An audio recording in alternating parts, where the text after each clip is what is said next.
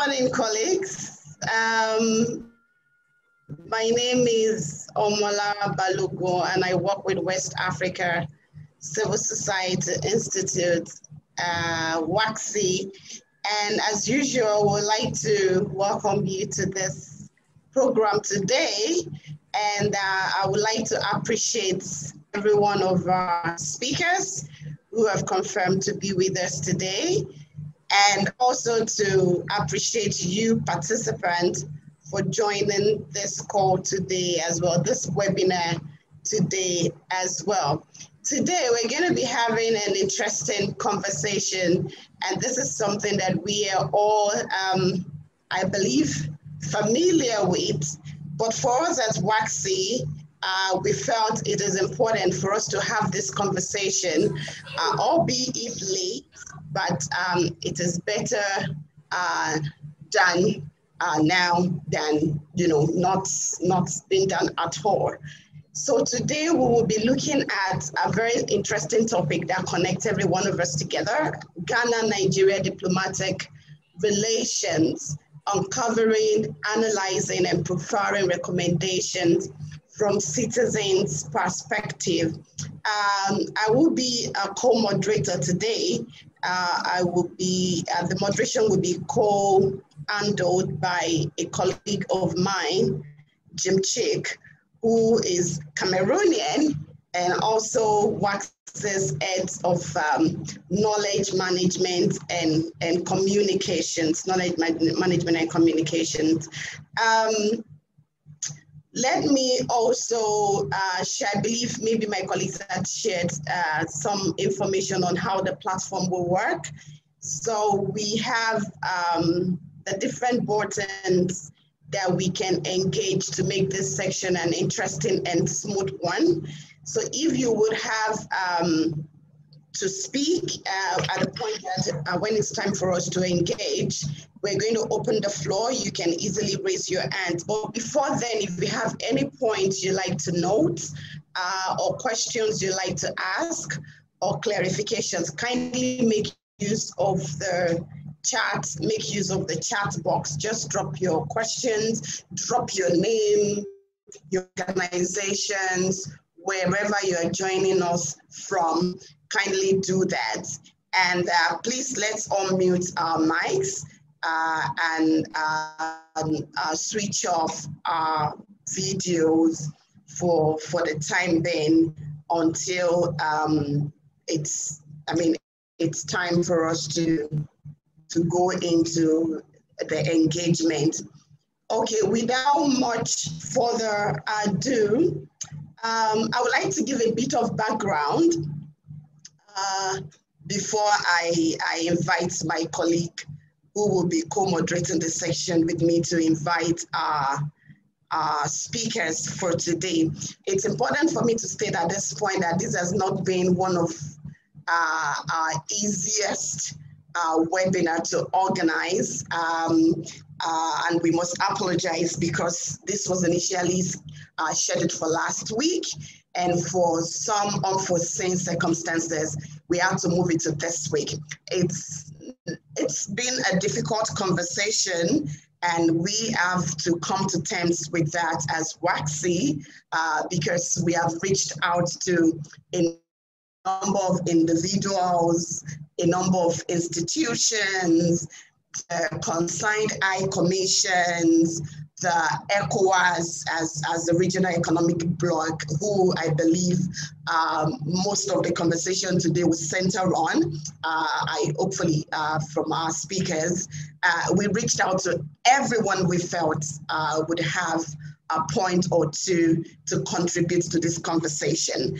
And at this point, it's important for us to state that we got similar feedback from everyone, from ECOWAS, from the Nigeria High Commission here in Ghana, from Ghana's High Commission in Nigeria, from some of the trade coalitions and networks themselves. And the feedback is that there are diplomatic conversations and negotiations going on, and because of that, they will not be able to any formal comments on this topic, which is fair enough.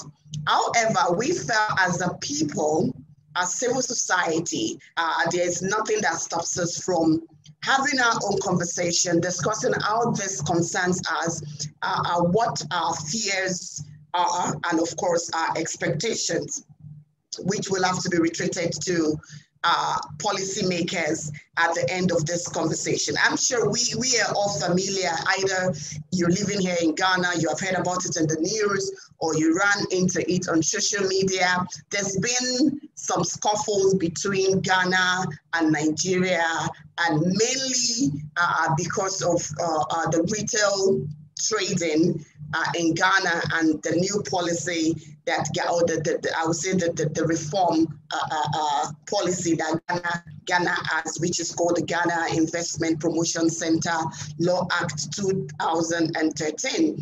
There's been a recurrence of this experience, I would say, where some foreign shops who do not meet the requirement of GIPC have been closed over and over again. It has become, an annual recurrence. I guess this year we had witnessed it, I think, about twice. Last year it was about twice again, and the year before. So it's been like that. This is a law that was revised in 2013. And at this revision, it actually increased the investment for retail businesses or any kind of businesses at all to $1 million from $300,000. And quite a number of foreigners doing businesses in Ghana found that difficult, and Nigerians have equally been affected. There's been, different conversations and comments from different quarters that ECOWAS protocols on free trade and free movement of persons within the ECOWAS region should come into force. There's been conversation around the need for the GIPC law to be revised, reformed to meet up with ECOWAS protocol. There's been a lot of conversation on how Nigeria itself had closed its border to its neighbors, which also violates ECOWAS protocols on free trade and movement of persons. There have been a lot of questions, and there's been, confirmation from the Ghana Union of Traders Association. There's been the same from the Nigerian Unions of Traders Association. I mean, there's been a lot of conversation around this, a lot of uproar, a lot of, confusion, if you like. And what has been most confusing until now, that from what we gathered from colleagues at the High Commissions and other agencies, that the two governments are now having a diplomatic conversation. There's been a deafening silence from our leaders, and we felt that it's important that we have this conversation as a people, understanding from both sides, and then we have experts from diverse institutions that will also be sharing with us. So I don't really want to go into some of the details that I know, and I believe my colleague Jim will not do much of that as well, because we have capable colleagues from Nigeria, Ghana, and other relevant agencies that will be speaking to us. So I'm going to invite Jim. I'm sure you may have met Jim at one point or the other, but just a few words about Jim. Jim is the head of knowledge management and communication at WAXI. He has over 10 years in journalism and development. Is a development communication expert, and his strength is supports African organizations with internal and external communication expertise, and is a media person. He has a lot of experiences in media institutions and media engagement, and is passionate being for civil society organizations to continuously document their work, share and learn experiences, from each other. This has been Jim's career part for over 10 years. So Jim, I would like you to take the floor from here. Let's know the speakers that we have, and then we can swing to action. Thank you.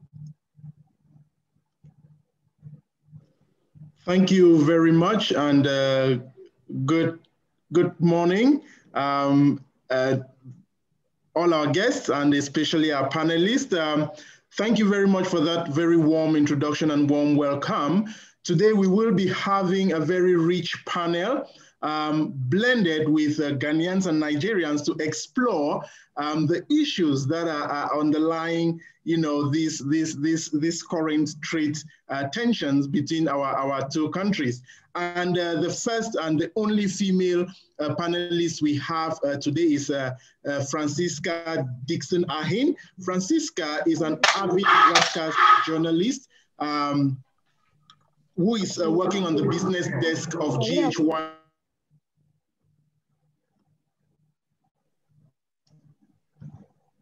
Thank you.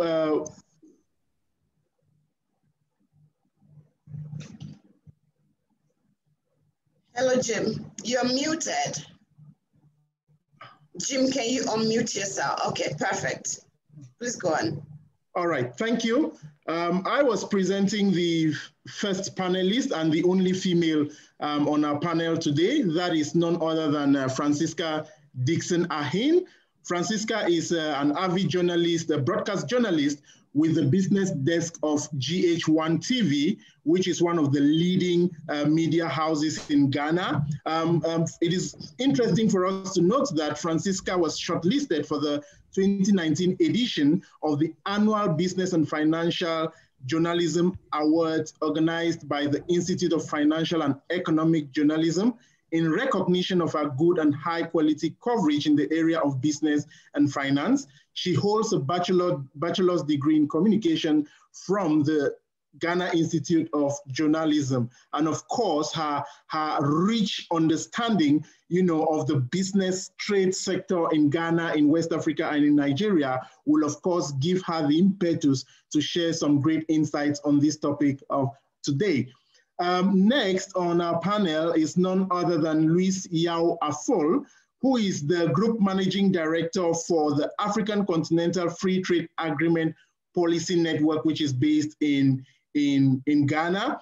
He is an experienced trade practitioner with a demonstrated history of working in the international trade and development industry on the continent. He is skilled in organizational innovations, intercultural communication, revenue and profit growth, public speaking, organizational leadership, and business model innovation. And of course, Luis is a very strong community and social services professional, and he holds a bachelor's degree in social science from the University of Ghana. And it will be good to get, Luis's perspectives on, how these current tensions is affecting, the social life of not only Ghanaians, but Nigerians, and why not other foreigners living or business actors living in these countries. Next on our panel is none other than Isaac Hubert Arthur. Isaac is the Executive Director for the Africa Center for International Trade and Development, called ASINTAD, which is based in Ghana. He has about 7 years professional experience in the areas of diplomacy, international trade and development cooperation. And over the years, Isaac has successfully organized and hosted several trade missions, fairs, workshops, and international conferences for Canadian, UK, and Ghanaian businesses. Thus, he has interacted very deeply with businesses and businessmen from the countries under discussion today. Isaac holds a master's degree in international development studies from Université Joseph Fourier, Grenoble in France. He holds a bachelor's degree in operations and project management from the Ghana Institute of Management and Public Administration, GIMPA, in Ghana. And the last but not the least is, of course, one of civil society's most respected actors in West Africa. That is Oluseyi Babatunde Oyebisi. He is the Executive Director of the Nigerian Network of Non-Governmental Organizations, and he's also the Secretary to the Board of Trustees of the same organization. He currently serves on the board of Civicus, Society for Social Protection in Nigeria, and is a member of the Nigeria Economic Summit Central Organizing Committee. Oyebisi is also the coordinator of UNICEF's Rural Voices of Youth. He has worked on various developmental and policy issues as poverty, child rights, education, civic engagement, government policies, information, communication technology for development, and the Millennium Development Goals through the Nigerian network of NGOs, and has been contributing to various global events and advocacy campaigns. And of course, we are very confident that Oyebisi and colleagues on the panel today will share perspectives that, of course, will provide rich insights that the current diplomatic actors can leverage on to make sound decisions that will appease the current situations. Thank you very much. I pass over to you, Lara.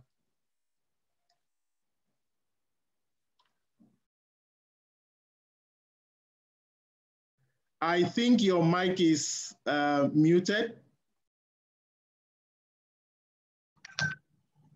Thank you so much, Jim. Yeah, sometimes you think we can get accustomed to this online business, but every day there's always something you need to perfect. Okay, thank you so much. We have a quite diverse team of speakers, and I would like to start with our colleague, Oyebisi.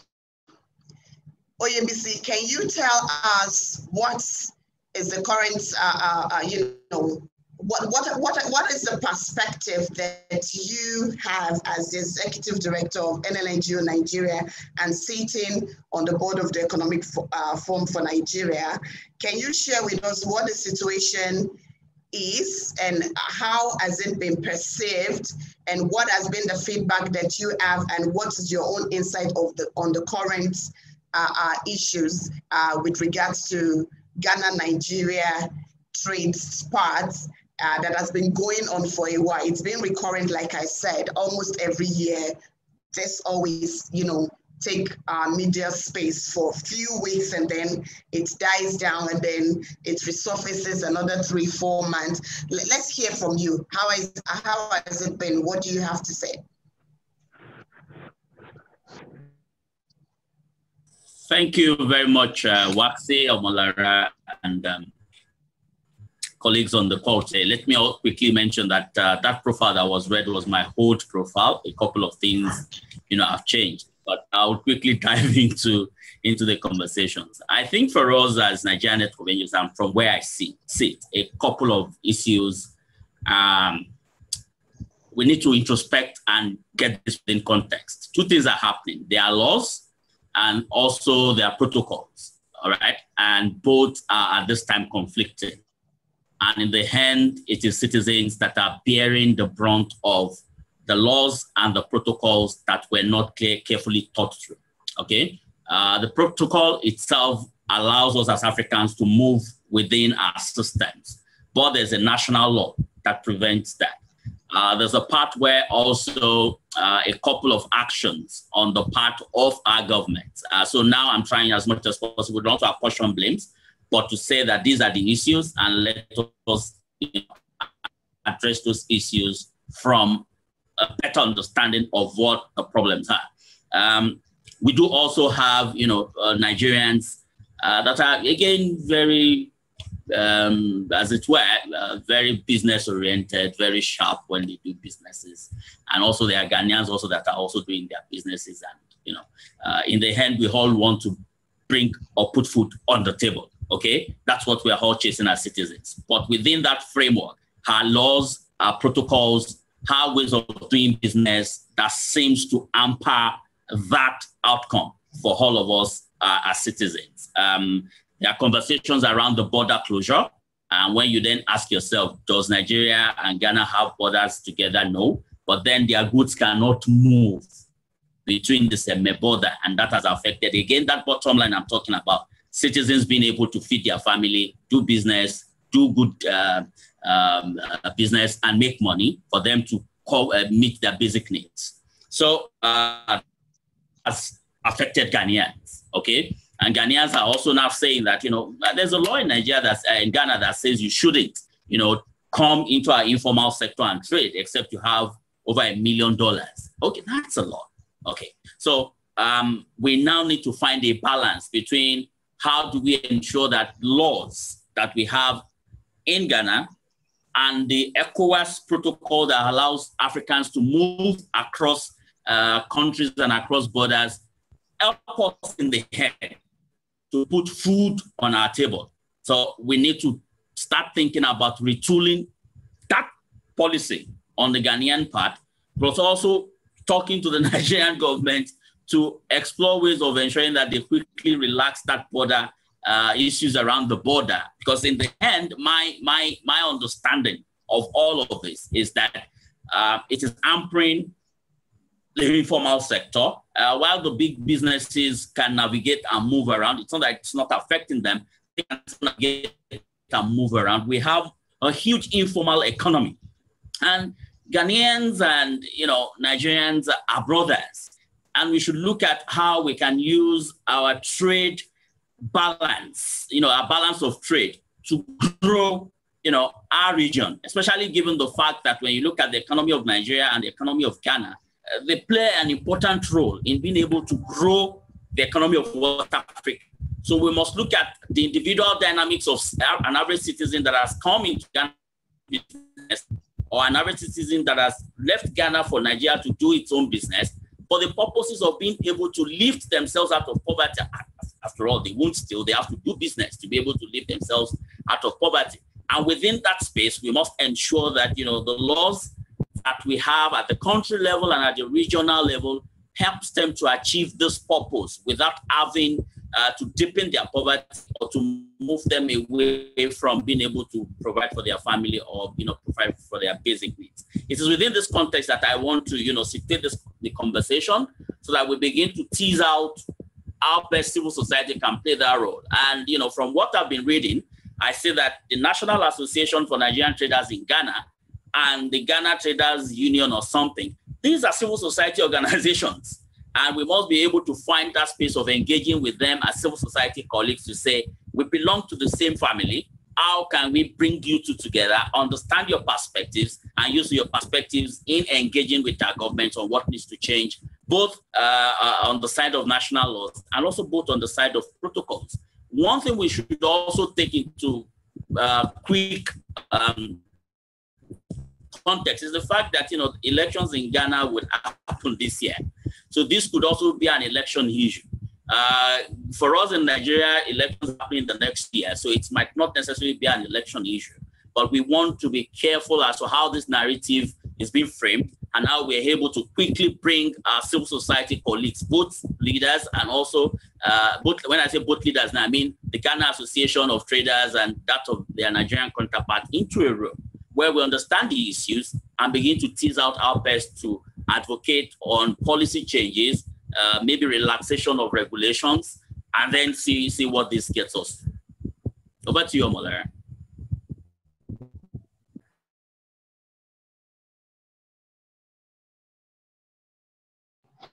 Thank you very much, Oyebisi, for those very deep insights. And one thing that really touched me is the fact that you raised, you know, the brotherly component of, you know, that binds these two nations, these two citizens together.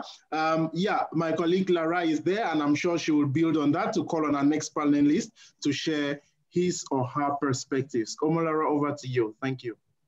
Thank you so much, Jim. And Oyebisi, thank you for those insights. This is interesting, and I love some of the points that you have raised, which kind of gives us background or an overview of what the trend has been. You've touched on the protocol, you've touched on the local laws, you've touched on Nigeria's as side of the stories. I want to go to Mr. Efo.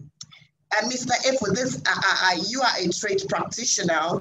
and you hold a very sensitive office at this current time on this continent, where we are looking at integrating our businesses, our economy through the African free trade area, which secretariat is right here in Ghana. The question I want to ask is, I believe you're going to be sharing with us some of the expectations, the goal and expectation of AFCFTA, and the implication of this, the ongoing crisis between Ghana and Nigeria. And you will agree with me that it's not only Ghana and Nigeria that is going through this kind of a problem. When you look at other part of the region, I mean, we always have economic powerhouse across the 5 sub-regions that we have on the continent. When we talk of Morocco in the north, we talk of South Africa and the south, we talk of Kenya in the east, and Cameroon in Central Africa. I would like you to share with us what the long-term implications of this kind of the contradictions between our local laws and ECOWAS's protocols, and of course the overarching goal of AFCTFA. What does it mean, and what should we be paying attention to, and what are the insights that you have to share with us from a technical point of view, and of course from the office that you currently occupy? Over to you, Mr. Afo. You have 7 minutes.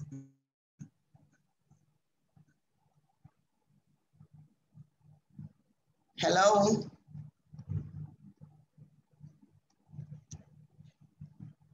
Hello.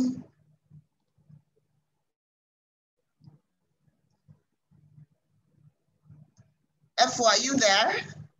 Hello, Lara. Yes, please. We've lost Louis. We lost him, right? Yes, please. Okay, so colleagues, please bear with us. It's important for me to also state that it's been raining heavily here in Accra, and I'm sure Efo will be joining us. We'll reconnect back very shortly. So I'm going to move on to Isaac. Isaac, you are a trade expert, global trade expert, if I may put it that way. This is something that you have been within the international trade and development environment for long.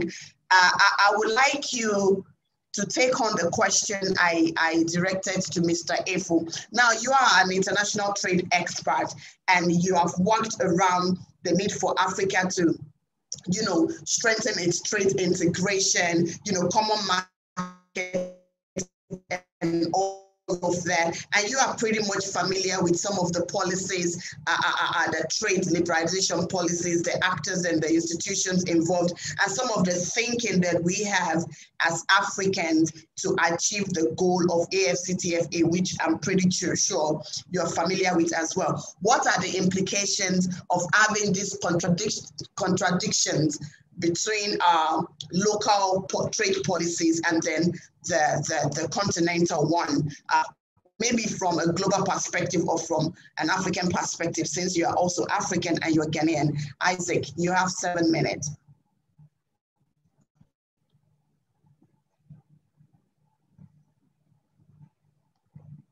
Isaac. Please check your mic, Isaac, you're on mute. Hello, can you hear me? Yes. Good morning. We can hear you now. Sorry for the background if there's any noise. It's raining heavily here, and we have to just manage with this. Yes, thank you very much. Again, very important conversation we are having this morning. As we know, Africa, we are moving to a stage where we want to see ourselves as one people. We want to begin to get more closer and closer. And this has been a conversation that our forefathers have fought for, starting from Kwame Nkrumah and the other leaders have fought for this time where the continent will be more integrated and then become one, you know. So looking at, let me take it from the right from, you know, the World Trade Organization, of which most of, almost, you know, all the African member countries are signatories to. That is where we derive our trade governance system, you know, globally. And once we have that, you know, WTO gives us the opportunity to have, you know, free trade areas where it is more beneficial to countries that are geographically, you know, advantageous, geographically, you know, relating one to another more. And if you look at West Africa, we are very small states. So it's very important for us to see how we can trade among ourselves more and more. So African Union leaders realized the importance in moving, you know, beyond just what exists, you know, before for political integration, the other, you know, integration in the area of peace and security and, you know, other common areas, to a more focused one single market, you know, where Africa can trade with Africa, where we'll have a lot of engagement with in the sense of economic, you know, engagement in the African continent. So if you look at it currently, if you look at the European system, Europe is trading more among themselves. The intra-European trade stands around almost 60 to 65%. And if you look at Africa, the intra-Africa trade, you know, stands at just 16%. So that should tell you that the rate at which Africa is trading among itself, or the African countries are trading among themselves, are very, very, very, very low. It's very low. 16% is very low. So what African Union and the leaders are trying to do now is to help increase the intra-African trade, where the rate of trade amongst ourselves will also increase. You know, so this brings in the African Continental Free Trade Agreement, where countries have signed and most of them have ratified, and then we have operationalized the agreement. You know, the reason is that let's help ourselves to trade more among ourselves. Let's increase the engagement, the economic activities within the continent, which is going to further increase the flow of investments, what we call the intra-Africa investment, more rather than trading or bringing FDIs into the country, because there have been issues of flight of profits and all of that from the continent. And at the end of the day, we are not really benefiting much from it. There's also the conversation with World Trade Organization. Questions have been raised. What benefit, you know, has Africa derived from the world trading system? You know, we just open our borders where goods are dumped onto our continents and all of that. And at the end of the day, the people of Africa are not really benefiting much. So this AFCFTA is going to give us the opportunity to integrate economically, to integrate even culturally and socially, so that there can be that free movement of goods and services as well as people within the continent, you know, which is going to help us increase our GDPs and make us become more economically vibrant. So now, when you look at what is happening, once you sign on to the AFCFTA and you ratify, it becomes domestically, you know, operational. Your domestic laws begins to work to implement the AFCFTA. So as we have ratified, most countries are ratifying now, what is happening is that it takes effect. Some countries will have to go to their parliament to get it ratified. Some countries too, once they sign, it takes what we call direct effect. It means that it's binding. Now, even though FTAs are very important to regional blocs, countries also have what we call sovereignty where the FTA allows countries also to come up with domestic measures, laws that allow for the protection of their constituents, so that at the end of the day, their small businesses are not kicked out of competition, they still remain competitive and all of that. But doing that, you must make sure that your domestic laws are compliant. Whatever policies that you come up with are compliant with any FTA you have signed on to. If it is ECOWAS, if it is the African Continental Free Trade, they must become compliant. So in this case where we have, the question is GIPC compliant with ECOWAS protocol? And that is the question we are all, trying to deliberate on and then have. I see a basic problem of both legal and then what we call political economy problem. Okay, this is legal in the sense that you can see that since Ghana signed on to the ECOWAS free movement of persons and goods, we have not, and then what we did was that once we got the GIPC Act 2013, there was the need now to go back and revise the law for it to be more compliant with what we have already signed on at ECOWAS level. Because if you do not make reservations for those sectors you are protecting at ECOWAS level, how then do you implement it domestically? What will happen is that it will create discrimination and it distorts the purpose of regional integration. So what needs to be done is, let's look at the GIPC law. We didn't make these reservations in the ECOWAS protocol when we were negotiating for the protocol on movement of persons and goods. We should have made reservations for these sectors at the ECOWAS level. Then it becomes binding domestically, but we didn't do that. So it's a conversation to have. I know that there's an ongoing conversation diplomatically, but then we must also look at the possibility of revising our current laws. And it's the same way also to Nigeria. Nigeria must also look at its own laws to see which sections that needs revision, so that the two laws, country laws, will be compliant with the ECOWAS protocol. And that, in the spirit of free trade agreement and also regional integration, will move the overall agenda of the AFCFTA forward.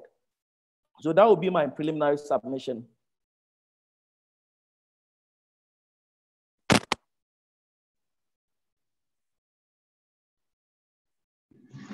Thank you very much, Isaac, for that very insightful submission. And I can see some questions already coming through for you. And you really raised a very important aspect with regards to the necessity for the GIPC document or policy to be compliant with ECOWAS protocols, which is actually not the case today. And it's maybe one of the issues that is actually fueling the current tensions between these two countries. I'd like to hand over to my colleague Lara to take us to our next panelist. Thank you.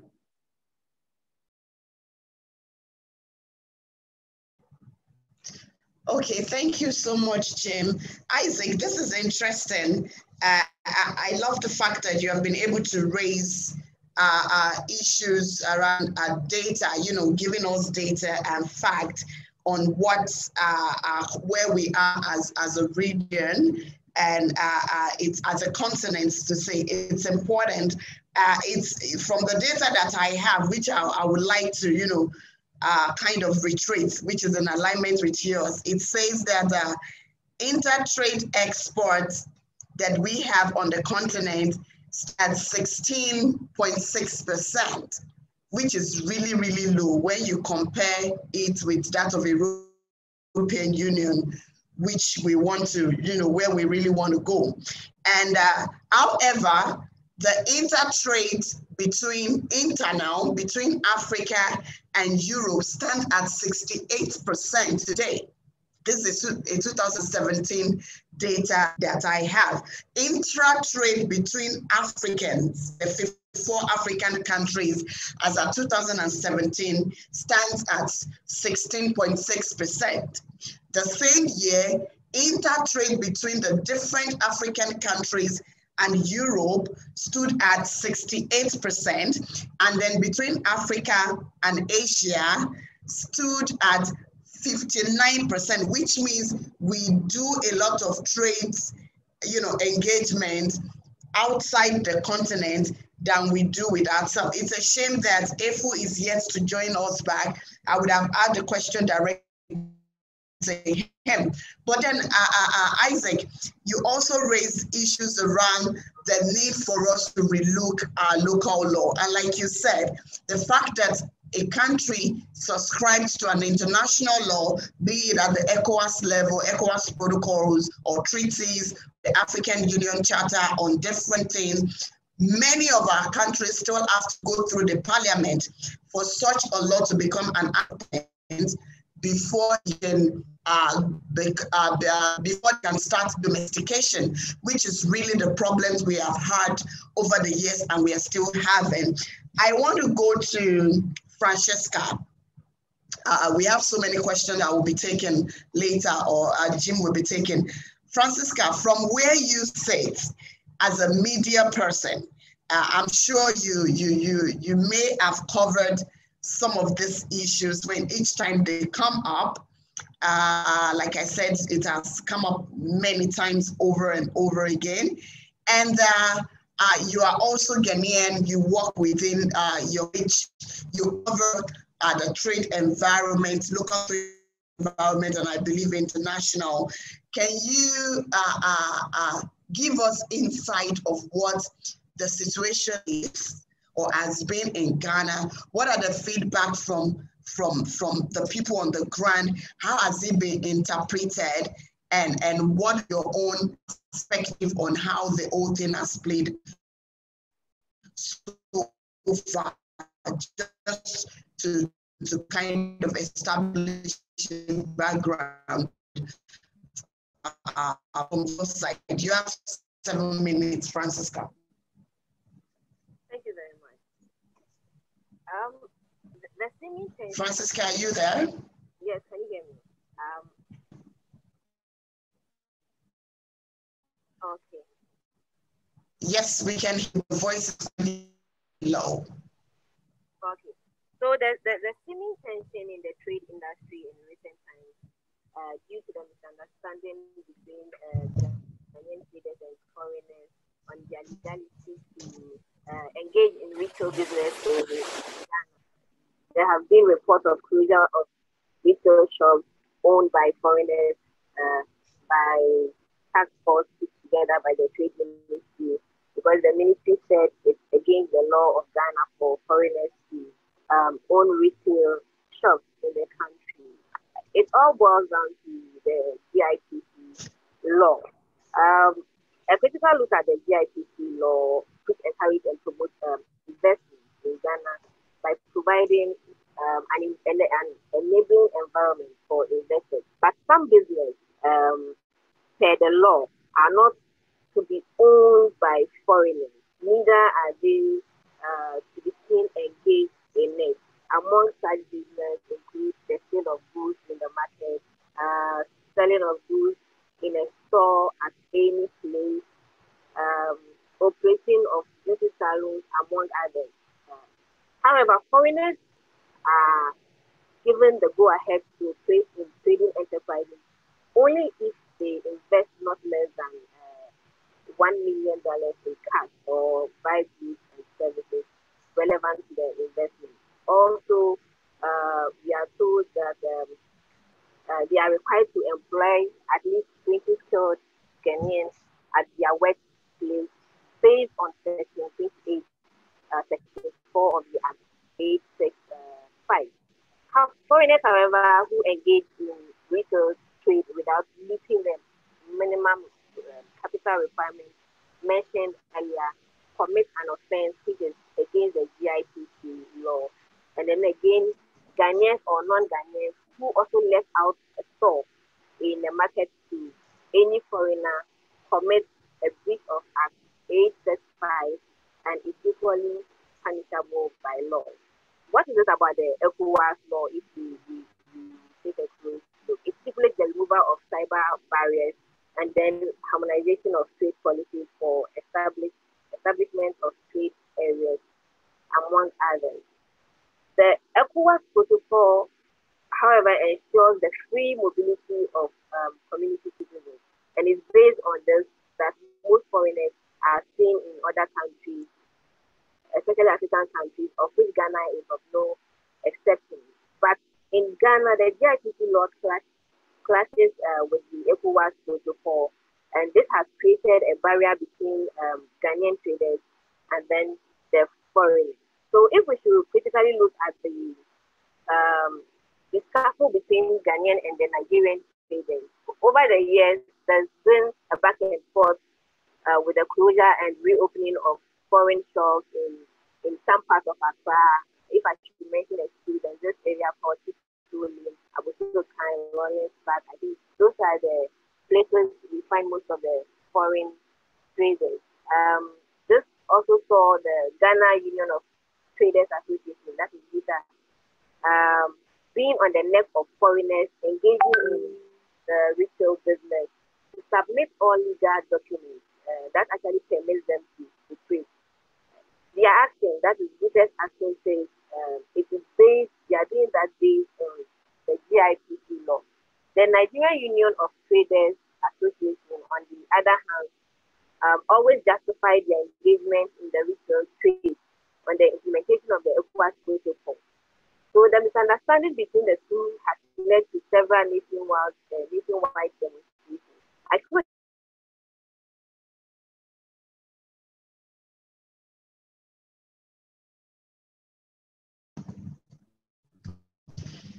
Okay, I think we lost Francisca. We just give her a few minutes to see if she can join back.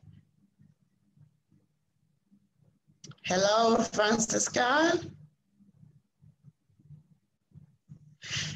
Once again, we're sorry. There's been a heavy downpour here in Accra. So I'm sure that's the challenge we have. And that's Francisca also facing at the moment. Let me use that opportunity to take some of the questions that we have, and Isaac and OGT can respond to it, why we expect Francisca to join back, and also Mr. Afo, we're in conversation with both of them. So the first question I have here goes for you, busy. It's that if the informal sector is growing, the opposite for the formal, which factors in this in our countries that we need to immediately address, and how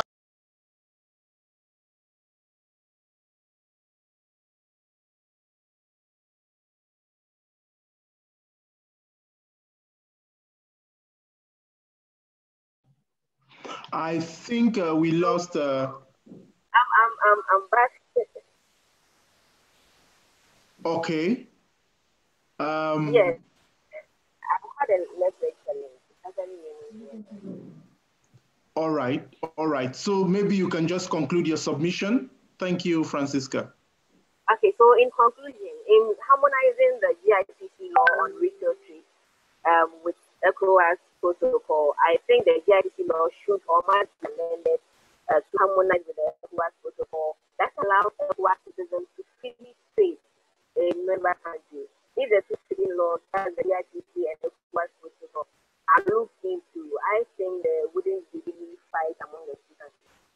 The two countries, but foreigners must also have all legal documents that will allow them to work here for Ghana to remain.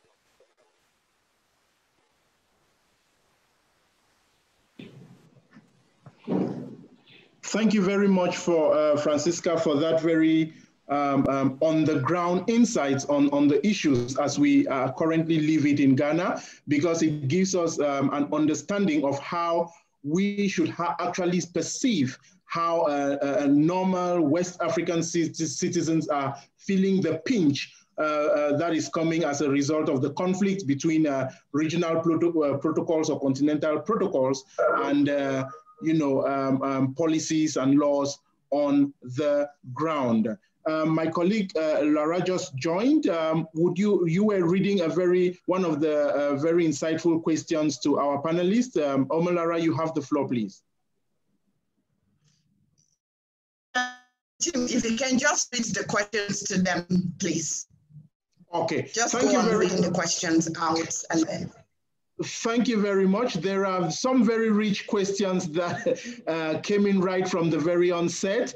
The first is from Collins, and it goes to Olusi. And I read it thus: if the informal sectors are struggling, but the opposite for the formal, we should be tackling protocols regarding business operation in the informal sector in these environments. From where you stand, Olusi, what are the basic things, specifically regulations, we need to do immediately to address these issues, and how is your outfit working towards this?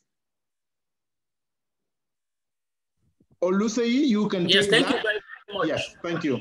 Yes, thank you very much, Collins. You are very right. We should actually be focusing on how best regulations can help support and grow the informal market.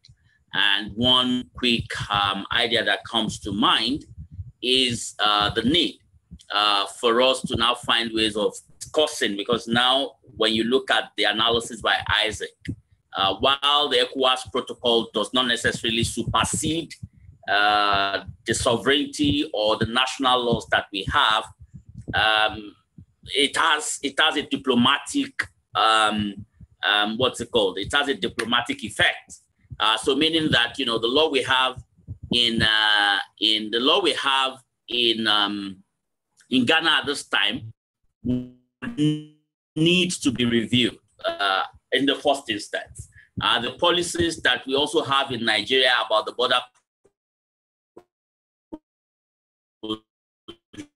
would also need to be reviewed, allow livelihood to continue, but also now start a process of deepened policy engagement with the national associations, with the traders themselves, so that we can get a deeper understanding of how these laws and these protocols are both impacting and also growing trade. So there has to be a balance. We need to look at the positives and the negatives, then find ways of retooling the laws. And one other quick thing that comes to mind is associations, rather than just being associations, should now get into the policy arena. So for instance, when this law was being developed in 2003, where where was the Nigerian Union of Trade, whatever's in Ghana, what was also their Ghanaian counterpart looking at? They could have gotten engaged in this process and provide useful information that would have helped to solve many of the issues or the concerns that we have now. So they now need to get involved in policy engagement. They don't now have to just be unions protecting just their members only, but they have to get into the policy arena, understanding what each of the laws and protocols means to their day-to-day activities, to their members, and begin to use that to provide information to policymakers. Until we have a deeper understanding of all the issues, sometimes some of these laws will not capture the realities. Over to you. Thank you very much for that very succinct response to the question. We'll take another question, and I cannot direct this to Isaac, because you raised, the spirit of our forefathers in promoting a Pan-African spirit in the light of trade. And so Sylvester Akumboto is asking, what can be done to encourage the current West African leaders to support the Pan-African Renaissance spirit and activities as their predecessors did? This question is addressed to Isaac. Yeah, thank you. Thank you for that question. I mean, what you must understand is that, you know, it's been highly argued that one of the major problems of Africa has to do with leadership. As to whether it is true or it is not true, all of us are in this continent, and we have seen it from many, many years, how leadership transitions have taken place on this continent. So yes, we still need to go back to that spirit of Pan-Africanism, where we begin to look at the continent. I mean, Europe has done that, and it has worked for them. Most of us want to be in European countries because of the benefits you derive, even when you are a citizen of one European country, the benefit you enjoy within the union. So for us to be able to move forward, we need one mind, we need one market, we need one, of course, political systems are very difficult to say that we want to have one political system. I mean, it may differ from one country to the other, but there are certain common things that could bind us together. Let's look at even our culture, very unique culture. How do we begin to promote our cultural heritage? How can we begin to identify, if I leave Ghana and I go to Nigeria, there will be a lot of similarities, a lot of things that I will identify in Nigeria that are in Ghana. When you move to Kenya, it's the same thing. The same when you take the Francophone route, there will be so many cross-cutting, you know, societal issues or even cultural issues that are very common to these countries. Can we begin to see ourselves as one people rather than the differences that have been created? There is issue of this Francophonie, you know, which often has been talked about. How is that affecting our integration agenda? How is that affecting that, you know, vision 2063 that we are all envisioning? You know, these are the things. So there are a lot more that we could talk about to promote Pan-Africanism. I mean, there's the economic side, there's the social side, there's the you know, political side as well. But I think that it is time for our leaders to think Africa, for our leaders to think that we are one people. Whatever measures that happen or that are taken in one country affects the other. If Ghana, look at this border closure issue between, you know, that was mainly affected by, you know, Ghana, Nigeria, and then maybe Benin.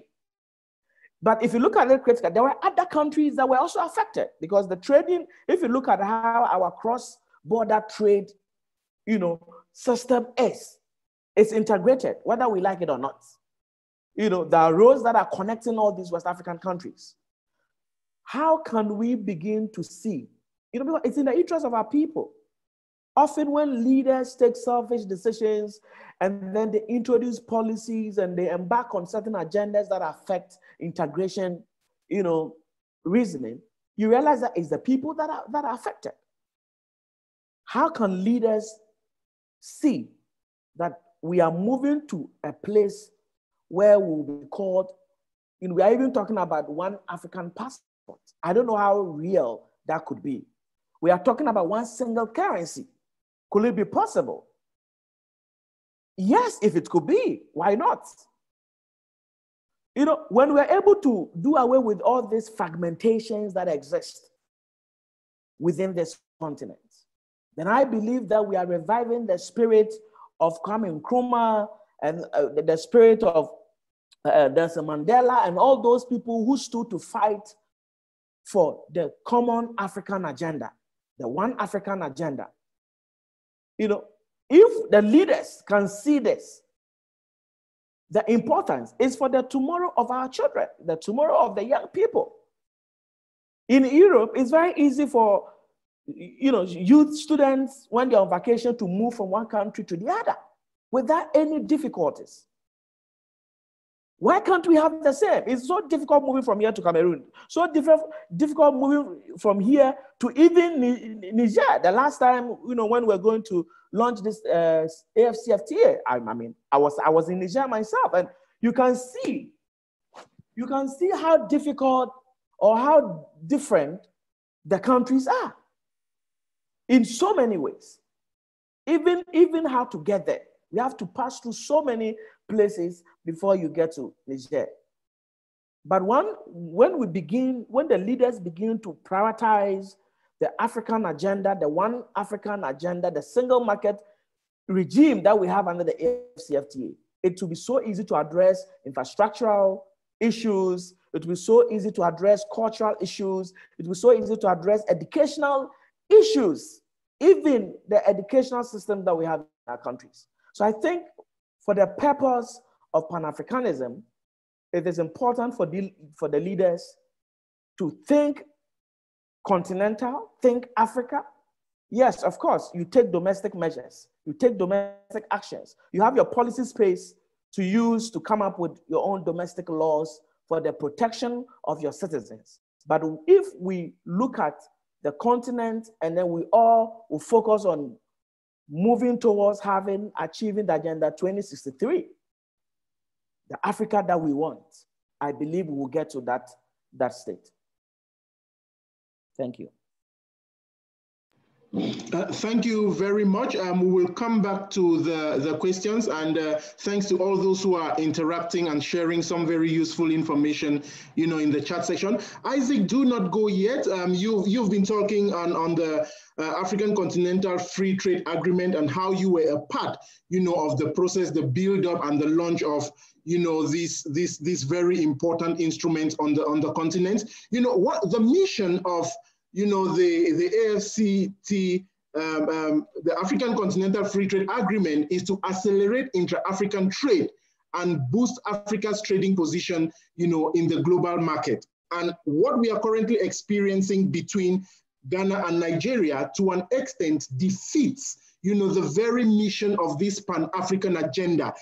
From your perspective, the international trading perspective, and looking at, the regional and African, mission to ensure that we forestall unity, both at the economic and social levels, what are the implications of these actions between or within these two countries on this Pan-African agenda?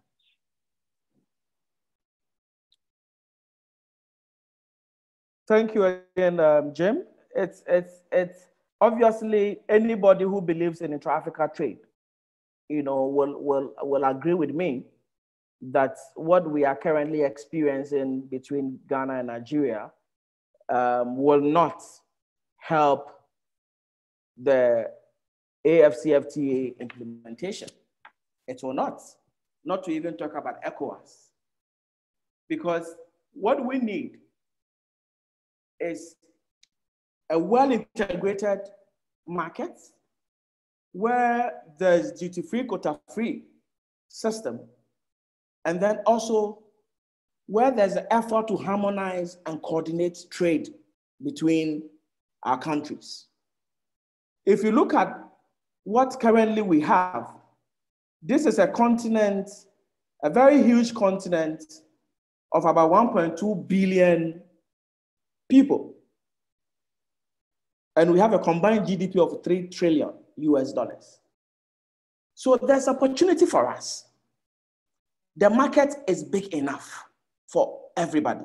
Of course, the principle of international trade will tell you that not all countries may benefit from a trade agreement, depending on your factors of production and other factors. So there are some that will be more competitive, that will gain more than the other people. Of course, there are other school of thought that dismisses this argument. But now, if you look at how the AFCFTA has been crafted, once we begin to have these trade conflicts arising among the member states, it's going to cripple that effort. Let's take a lesson from what is happening at the WTO. Right now, because of what is going on, the trade war between China and US, WTO is really struggling, especially with our dispute settlement mechanism. Okay? And it has affected the WTO. It has raised a lot of questions. Even the interest. That's why a lot of member countries who are part of the WTO are now beginning to look at FTAs, free trade agreements, for the benefit of themselves. So if we have a AfCFTA, it is something that I believe we need to focus on. Member states must prioritize the various measures in the AfCFTA agreement and implement them for the benefit of that single market regime that we have introduced. So it's for me, Ghana is hosting the Secretariat. Ghana, in the spirit of the AfCFTA, must see it as a priority to address any legislative issues it has, which affect other countries. Because that shows the importance of having the Secretariat in Ghana. If you take Nigeria, Nigeria is one of the major economies of Africa. Nigerian economy, if not first, might be second. So they have a huge interest in this AfCFTA. I know internally they've had their own political economy issues where, you know, it took them a long time to sign the agreement and all of that. But they are still a major player.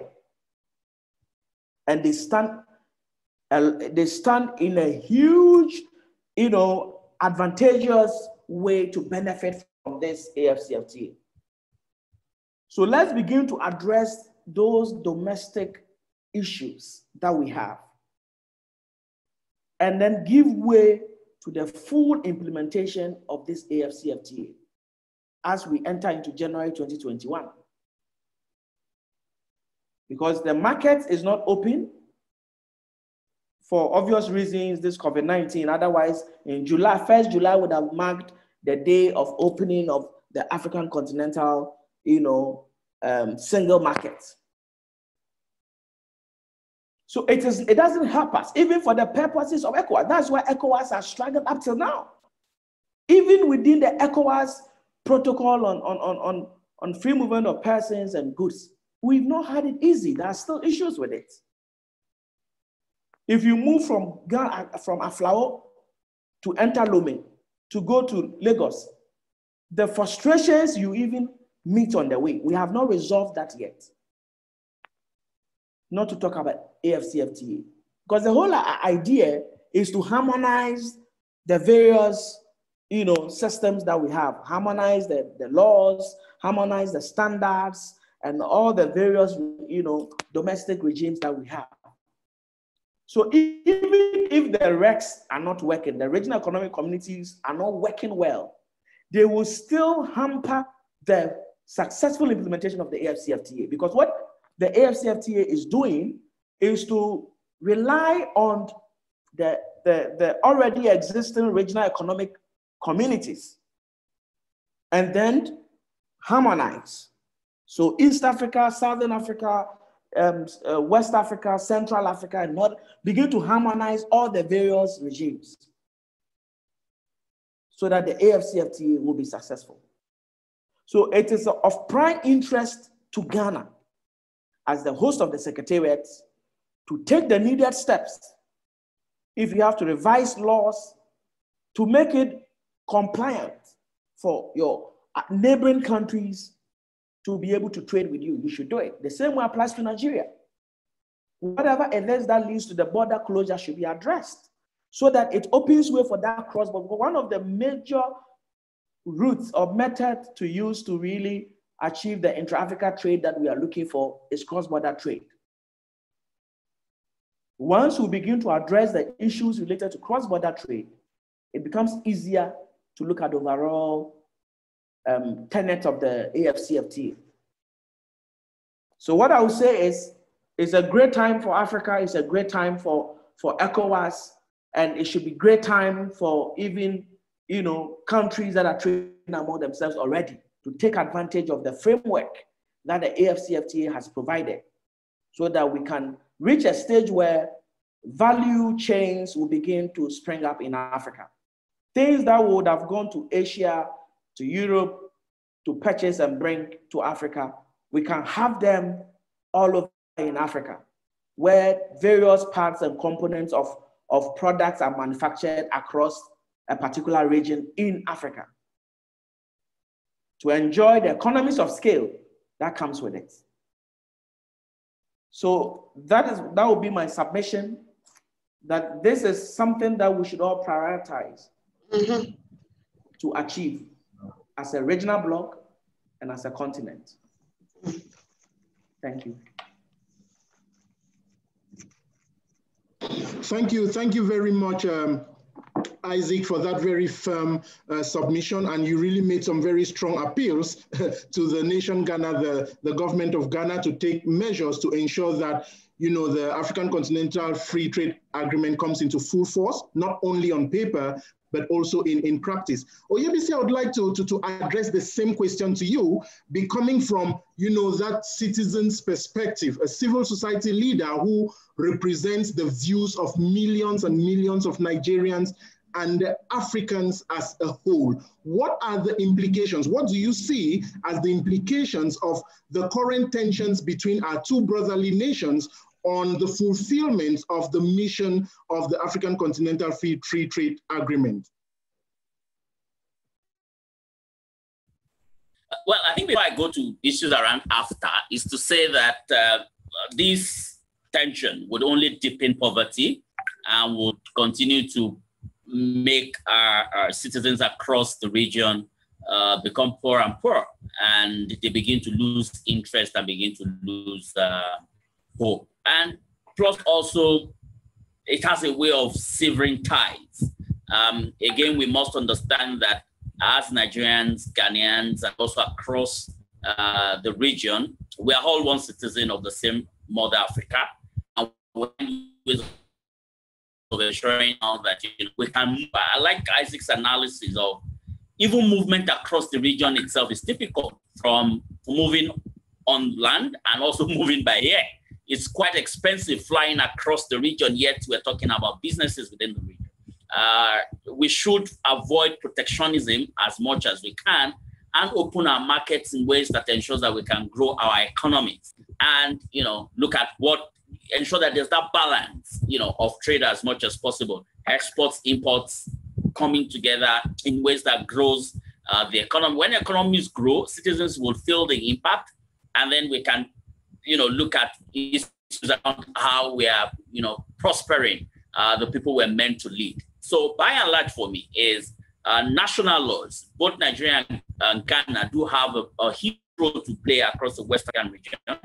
And our national laws, our policies must, as much as possible, and within the protocols that we've signed here and there, grow citizens' ability to make money and be able to feed themselves. We can't afford to use our policies without thinking them through to deepen policy, to deepen poverty, plus also now closing ourselves to the right development that we should have as African. And I like the Pan-African agenda. But again, we have, again, a disjointed process of policy making. We've not been able to find a way of bringing the voice of citizens, bringing the voice of civil society into policy making. The more we keep seeing the voice that comes from civil society, the more we keep having this kind of problems. And the more civil society itself becomes a passive stakeholder in the policy and lawmaking process, then again, we continue to have some of this kind of problems and some of this kind of challenges. So, and like Isaac said, we must all find a way of ensuring that we make many of these things work. I do know that there are products that comes out of Nigeria to Ghana. I do know that there are also products that come out of Ghana to Nigeria. For example, look at shito. The first time I ate shito, I was like, no, this is a good product. I don't have to cook all of the time. If I have shito, I just cook my yam, then use shito to it. These are products we can sell across the region and, you know, make enough money. I know catfish from Nigeria comes into Ghana, and that's a huge market space there also. What are we doing? to ensure that we are within that value chain. We can create more jobs, and we can also ensure that, you know, we bring prosperity. I keep hammering on prosperity because the SDGs itself will not be achieved if people are not brought into the prosperity space. And how can we do this? It's about creating an enabling environment for citizens to trade, for them to start their own businesses, for them to also, while being a good citizen, paying also back their taxes. Must understand that national laws are important and that we can't use protocols to override the sovereignty of countries. But when across a region, we've all sat down together and say, we need to be able to move across borders. We need to be able to trade across borders. We need to be able to ensure that our people integrate and integrate well. Then national laws must be able to enable that aspiration. National laws must be able to enable that, you know, thinking and provide that space. Because in the end, it's for citizens to thrive. And when we keep going back to that bottom line of we want our citizens to thrive, we want them to be able to make money, we want them to be able also to plow that money back into the economy, then our laws cannot be rigid. Our laws they have to be flexible for this purpose to be met. So we need to now sit down with our governments from a deeper understanding of those issues, taking away the politics and the supremacy, while also understanding that, you know, the economy of Nigeria, from what I've read and gleaned, is like 6 times more than that of Ghana. And Isaac also alluded to that. So there's that role that Nigeria has to play, but also ensuring that within playing that role as a bigger economy, other economies can tap from that big, large economy that it has and begin to use that to grow theirs too. So there's a lot of thinking that needs to go into this. We need to also work around governmental ego and find ways of ensuring that both governments, even when they're sitting down together, they are not seeing that big, that I'm a big economy and you're a smaller economy, why talk to me like that? They are seeing the bottom line of prosperity for citizens and for lifting millions out of poverty. And there's a lot of business along that corridor. They are Ghana, Aflahu, Benin, you know, that corridor. There's a lot of businesses going there. We do also understand that there are concerns around smuggling and bringing in illegal products. These are some of the issues that we need to address, and there are regulatory issues plus enforcement. But we must be on the same page as to what needs to be enforced, what not needs to be enforced, how the enforcement will happen, and how we will sit down at the table again to review whatever we've agreed upon. I think this is the next phase in terms of the conversations where we need to be driving ourselves at. Over to you.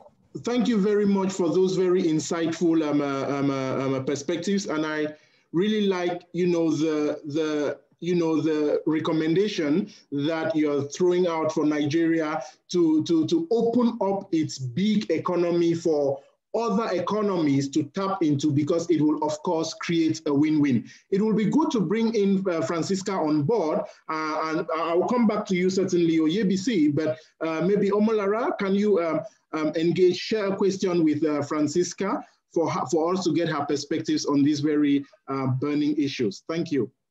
Okay, thank you so much, Jim.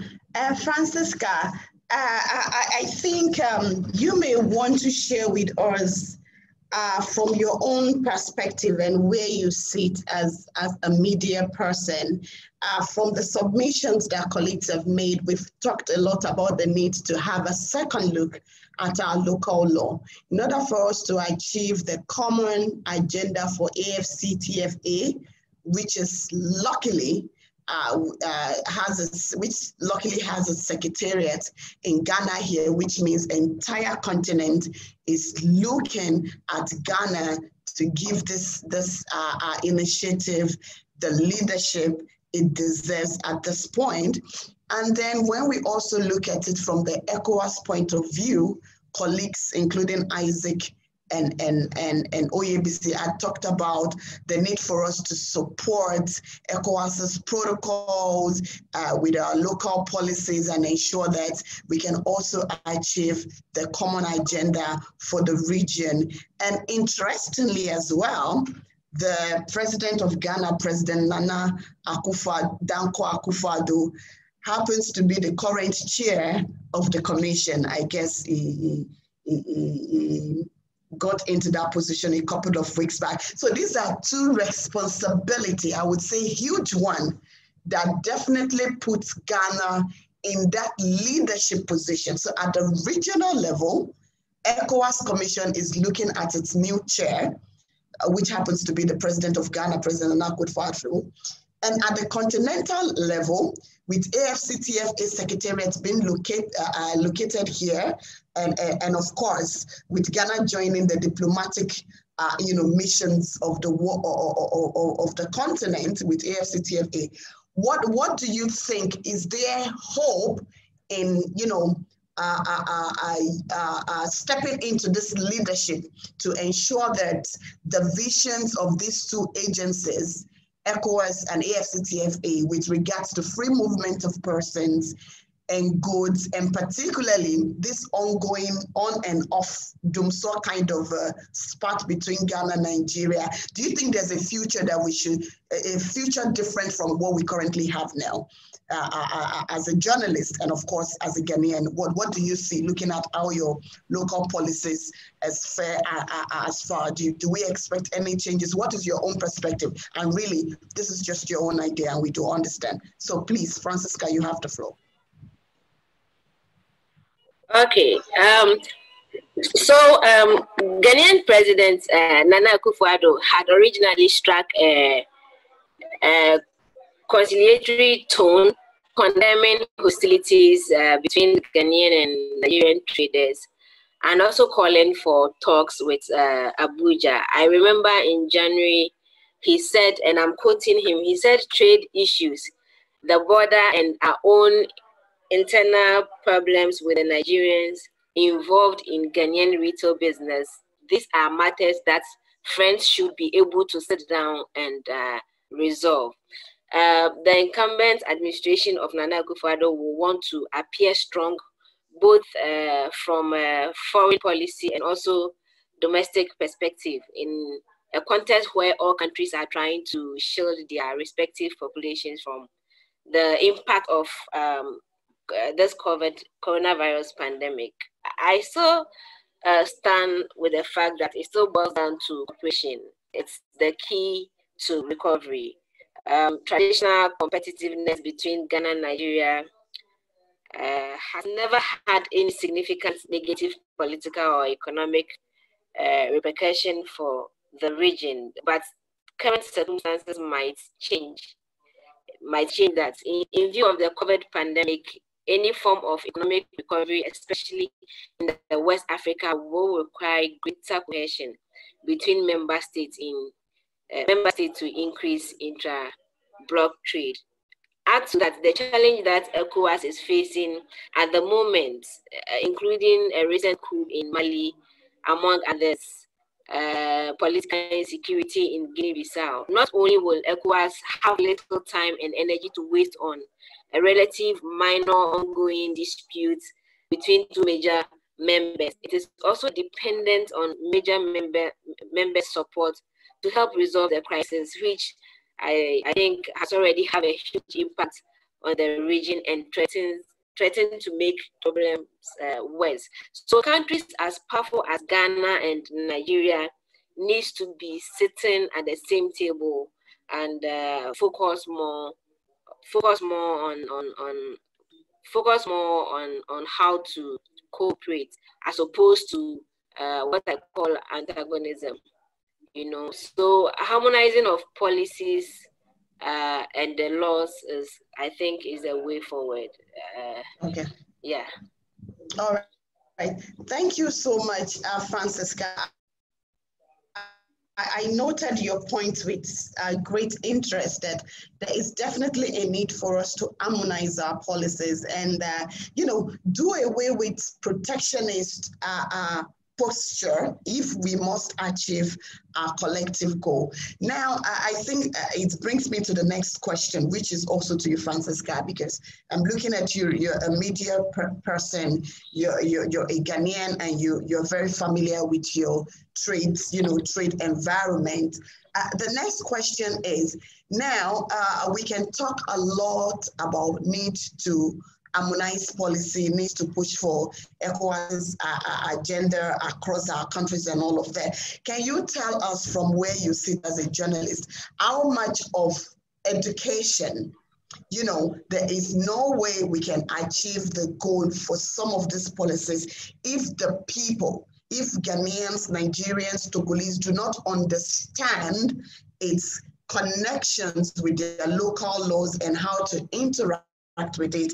Can you tell us how you think, and I'm going to throw the same question to Oyebisi, how much of these policies do you think the locals, the Ghanaians, business environment, and Ghanaians generally, I just want us to kind of shed more light on how we are fared on educating our people on the importance of ECOWAS protocols and its connections to our local laws, and how do we find a middle ground? How do we domesticate? How do we ensure that the both sides are balanced and all of that?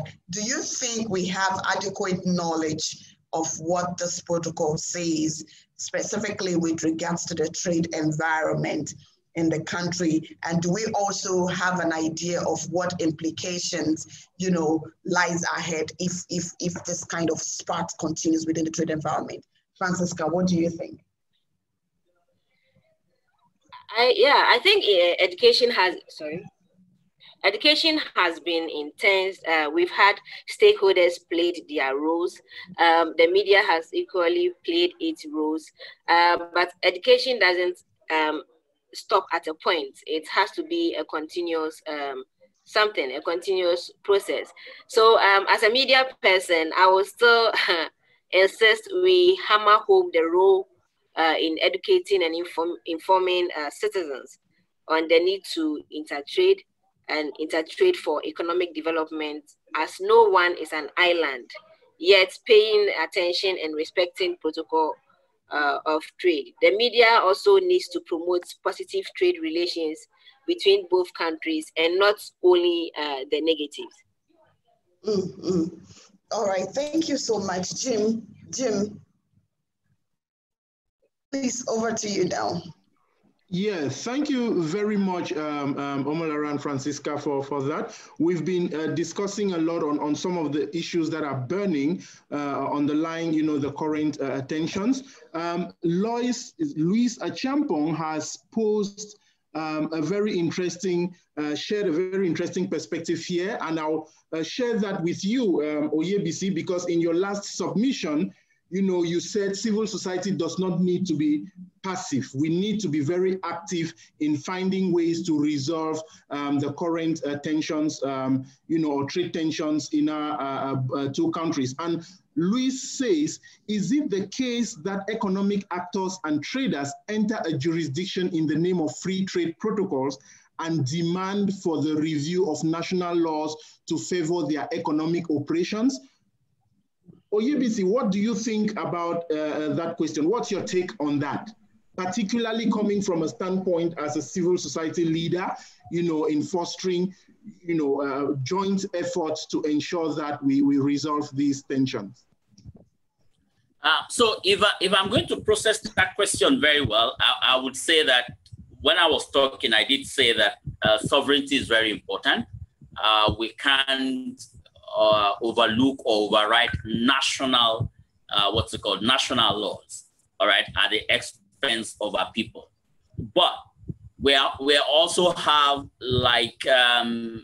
what I call a community of governments that have said to themselves that we want our people to be able to trade amongst themselves and for us to be able to bring resources that are within West Africa, share it across without having to bring it in from other countries. So this is the layman definition of what the protocols looks like. So if we've agreed at that as a community, it is important that national laws enable this kind of agreements, because in the end, no one is an island. So we're not saying that when I come to Ghana, for instance, as a trader, the Ghanaian laws I should not respect Ghanaian laws. No, I should respect Ghanaian laws.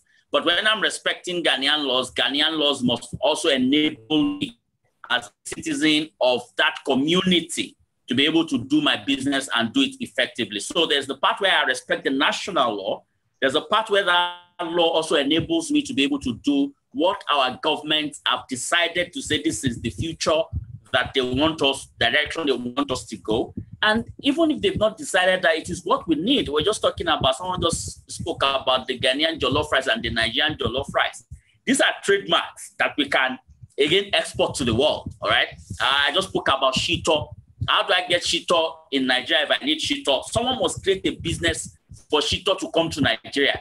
How will that person bring that shito to Nigeria if there's no that community of government that says if that person is bringing shito into Nigeria, these are the processes to follow?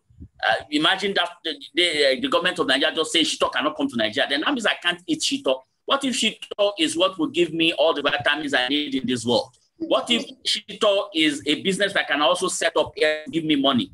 So there's a connection between all of these laws and the dynamics that we are seeing on the ground. So we don't just want to see it as our government sitting down somewhere and coming up with a law. It has a benefit for us. And that benefit is for us to see that benefit and begin to respect all of the laws that can enable that kind of benefit without, again, bringing down nationals. Nationals must thrive under that law. Those foreigners must also thrive under that kind of enabling environment. We have to find a balance. And I think it is that balance that we are struggling to find here now, but which civil society can also play a role. And I like what our media colleague just said. The media must also help us to frame the narrative and frame it very well. Okay, we can't continue to pitch Nigeria against Ghana or Ghana against Nigeria. We're brothers and sisters. But again, we must understand that there will be competition. But that competition has to be managed within a culture of respect, within a culture of mutual respect and trust, plus also understanding that we can't afford to leave ourselves behind and we can't afford not to trade and work together. Over to you. Thank you very much for those very rich insights. And there is a question here. I'll direct it to Isaac. So, and that is really a very good build-up to Oluseyi's submission. So, Isaac, what then can the civil society movement do to further strengthen the economic and political relationship among West African states? Isaac? I think Isaac also dropped off, but he's trying to reconnect.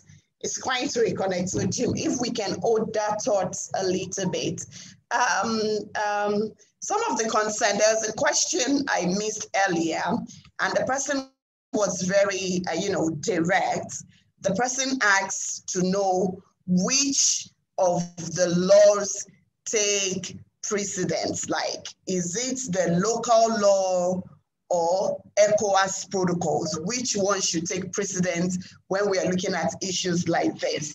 And from my own point of view, and I wish Isaac is in the room, I would have asked him to address that question almost immediately.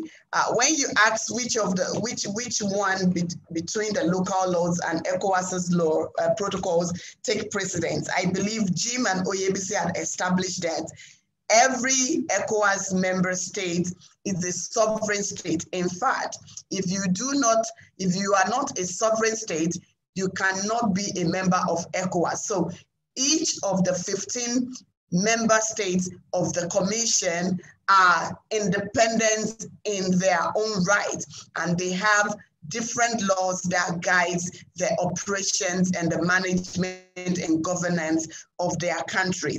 And because you're an independent state, the laws that you have in your country takes precedence. That is for me. However, when you join forces with others to pursue or achieve a common goal, which all of you have agreed matters to your development, your trade integration or your trade development and all of that, then you do not have total independence like you used to do before you join such a gathering or such an entity. So otherwise, then everybody would, there's no point having ECOWAS if all of us want to be protectionists in outlook, if we all want to protect our boundary, we want to be independent, holistically independent, then you don't need support of any, you want to exist as an island, you do not need support of any country, be it on peace and security, on trade or economics or political assistance, elections, whatever it is, you do not need any assistance. So when you are a member of ECOWAS and the laws, the protocols and treaties that ECOWAS has were unanimously, arrived at by yourself and your fellow member state, then it is important that we all respect that. So just to answer that question, so it's a question around which one comes first, the egg or the chicken.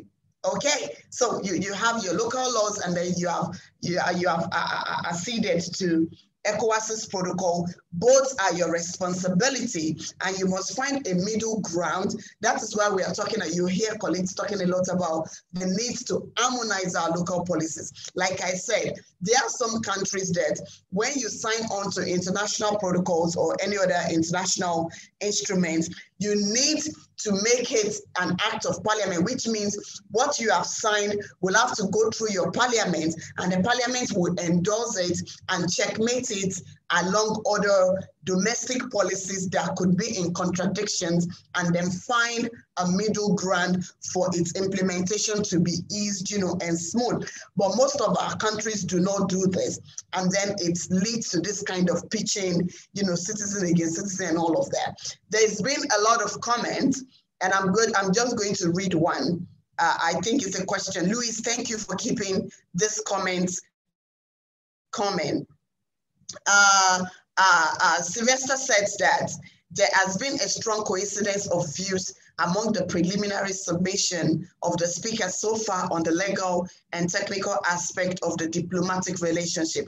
What then can civil society movement do to further strengthen the economic and political relationship in West African states? This question is directed to Yebisi. So Yebisi, please note that question. We're going to come to it. And Louis also says that I think we in Africa should be working more on enhancing our economic and trade competitiveness, which will increase the demand for our participation and profitability, collaboration among countries with similar products and services to champion the specific sector. I mean, thank you so much, Lewis. Let me just play the role of a devil's advocate here. We have heard instances and of course comments, I've read a number of articles where people misunderstand the goal of AFCTFA and that of ECOWAS free protocols on free movement of persons and goods. When we talk about regional economic integration or African trade integration, we're talking about, trades engagement happening between member states, which means it's a way of boosting local production and also creating market for it. But I've read a number of articles where we have member states within the continent who have open door access to different European countries to bring in goods. And it's that same goods that is now being used to benefit, that is benefiting from our collective free trade agreement or ECOWAS protocol. And there's so many countries doing that. Okay, and there's been a lot of, this is actually what stopped I think Nigeria and other countries being signatory to AFCTA for a very long time. So these are some of the local decisions, policy decision that we need to look at if the regional agenda or continental agenda must take precedence. So I completely agree with you, and I'm sure that Isaac, I think Isaac is back in the room. Isaac, what do you think about this question that we need to, be more competitive between and among ourselves by, boosting trade and all of that, and overcome some of the bottlenecks that we've always had? Can you share with us, Isaac, so you have been an expert, some of the bottlenecks that you have experienced or that you know of, and how you think we can overcome these bottlenecks when it comes to integrating trade integration generally? Isaac, you have the floor.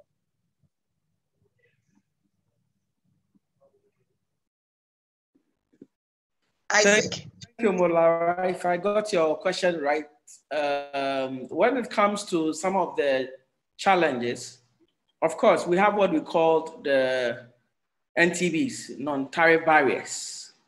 The non-tariff barriers are barriers that have been put in place to, in other words, to restrict or prevent people or goods from other origins, from accessing a particular market. So they're basically non-tariff. So there are policies, there are legislations that a country puts forward or enacts just to restrict the flow of goods into their constituents. So often countries use the NTBs as a way of introducing protectionism into their system. If we really want to go on with this integration, whether intra-ECOWAS or intra-African trade agenda, then what we must do is to really, see how we can limit the extent to which countries use the non-tariff barriers to really restrict trade, in all aspects.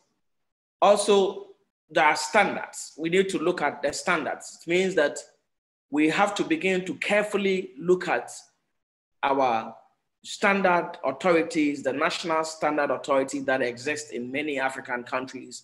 We have to resource them. We need to develop the capacity of these standard organizations where they will be able to certify, products that are moving from one country to another. It's very important because for us to really be competitive, if we don't meet international standards, or if the standards are so low, what it means is that products, goods and services from African countries will not be able to enter into certain Western markets, such as the EU or the USA or even in Asia. So we also need to look at how we can effectively develop our standardization to that level where countries, standards boards or standard authorities will be able to certify products that are originating from, their countries. The other thing too has to do with rules of origin. It's very important. I think when I joined back, I heard Omolara talking, related to talking about, rules of origin, or probably where people have, relationships with other foreign markets and then they find a way of circumventing, they pass behind the systems and the structures that have been put in place, and they defied those systems just to get goods into the markets. So that's why under the AFCFTA, rules of origin has become a key important conversation we are having now.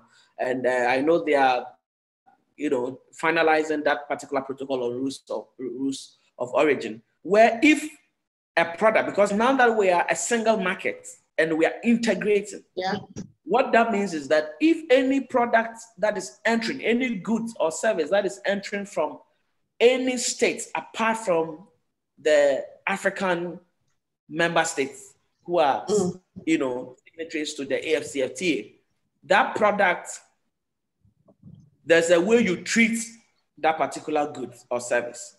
If it is originating from non-African country, and there are calculations that are done to ascertain goods that are coming from Asia, you cannot trade it within Africa and say they are made in Africa products.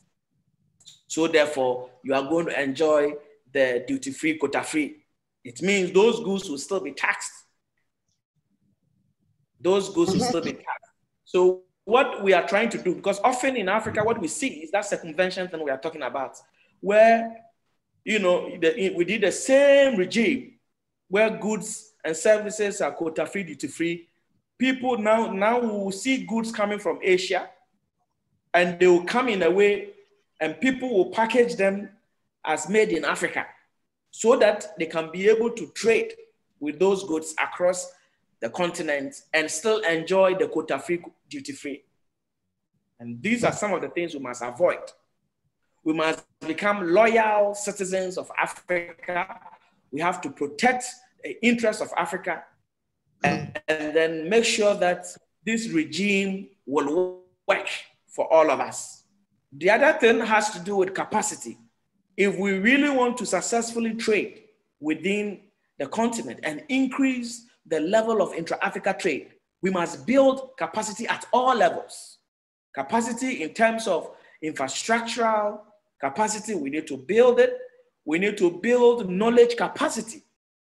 We need to build institutional capacity, because trade, it's something that is becoming, you know, what we are going to be faced with. If we are going to focus on trading among ourselves, we must understand the laws. We must understand the protocols of the AFCFTA, that of ECOWAS. We must really have a deeper understanding, and then in practical terms, how do they work? If I want to now, January, the AFCFTA market is open. I'm a producer in Ghana. I want to export certain goods from Ghana to, let's say, Rwanda. Practically, how do I benefit from the AFCFTA? And what are the necessary steps to be taken for me to enjoy that duty-free, quota-free, for being a citizen of Ghana and operating a company that is also an African? You know, these capacity gaps must be addressed for the people to understand. So there's a lot. Earlier when there was a question thrown at our panelists from the media, you know, on how the media is helping in terms of information dissemination and all of that. I think a lot depends on that. How the media itself can build its own capacity. The media needs to really understand these technical areas of the agreement and be able to educate the general public on what are the benefits, what are the challenges, and how they can take advantage of it. So capacity building is key for us to be able to fully, you know, take advantage of this AFCFTA and then benefit from it. You know, once we are able to do that, we'll do away with these dumpings that we have. You know, there wouldn't be much of dumping issues to address, because these Asian goods and all of that, they will be restricted from entering into the market. Even FDIs that will come must have local content. So when you have a lot of FDIs coming, there will be requirements for them to have local content, where value addition must take place in the African continent for them to really enjoy the benefits of the AFCFTA and then also intra-African trade. You know, so this is a very important conversation, and I hope that it is something that we will all, you know, civil society has a major role to play. And I'm sure maybe, I don't know, we might get to that aspect of the conversation, you know, in terms of advocacy, research, and all of that. We really rely on civil society to really play a major role in that aspect. So this is what I'll say for now. Maybe I'm sure there'll be other questions. Exactly.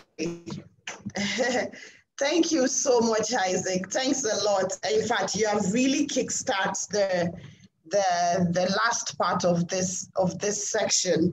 So here we are talking about proffering recommendation on how to not only build but sustain not only trade relationship, trade relations between Ghana and Nigeria, but our traditional friendship, our diplomatic relations, which dates back to way before our independence. I mean, when you go back in history, we all cannot forget the role of Kwame Nkrumah, and then Tafawa Balewa of Nigeria, and all African leaders are proud to decolonization, if you get what I mean. And now it has really become expedient for us as a people to, intervene in ensuring that this kind of relations remains for future generations, for many years to come. You will agree with me that when we are talking about leadership in West Africa, it's always been Nigeria, Ghana, Senegal, and so on. We have a crucial role to play, for example, with Nigeria housing the ECOWAS Commission, and Ghana housing the AFCTFA, and of course the current chair of Ghana being President Nana Akufo-Addo. The role that these two countries play in West Africa cannot be overstated. And of course, across the continent as well, we cannot underplay the role that we play. So it is really expedient for us as a people, one, to help ECOWAS, which is really our region, in achieving the principle of ensuring that the region becomes the ECOWAS of people, which means people takes precedence for everything that happens in this region. So how can we as a people, how can we as civil society constituent, how can we as representative of the people facilitate the sustainability of these relations between Ghana and Nigeria? You will also agree with me that outside government or diplomatic relations, there's been a lot of intermingling between Ghanaians and Nigerians. We have that of intermarriages, we have that of religious integration. Rarely would you find a Nigerian wouldn't you find a Nigerian religious institution here in Ghana, and vice versa. We have, and when it comes to a bit of formal economic sector, we have a lot of, strides that we have made in that area. We have quite a number of Nigerian banks here. I believe those who are able to meet the new requirement of the GIPC Act, the banks and some industries that are able to, invest over $1 million. But of course, the retail and informal sector are unable to do that. But we have a role to play as a people. So I want to open the floor for recommendations now. There's this recommendation I've made at a number of platforms. When you look at China as a country, China that its trade relations with other countries take precedence even when it's engaging on political issues. That is why when you go to every country of the world, I believe, or major countries, major cities, you always have what they count. It has never been context housing or hosting China and of their negotiation, foreign policy negotiation and all of that.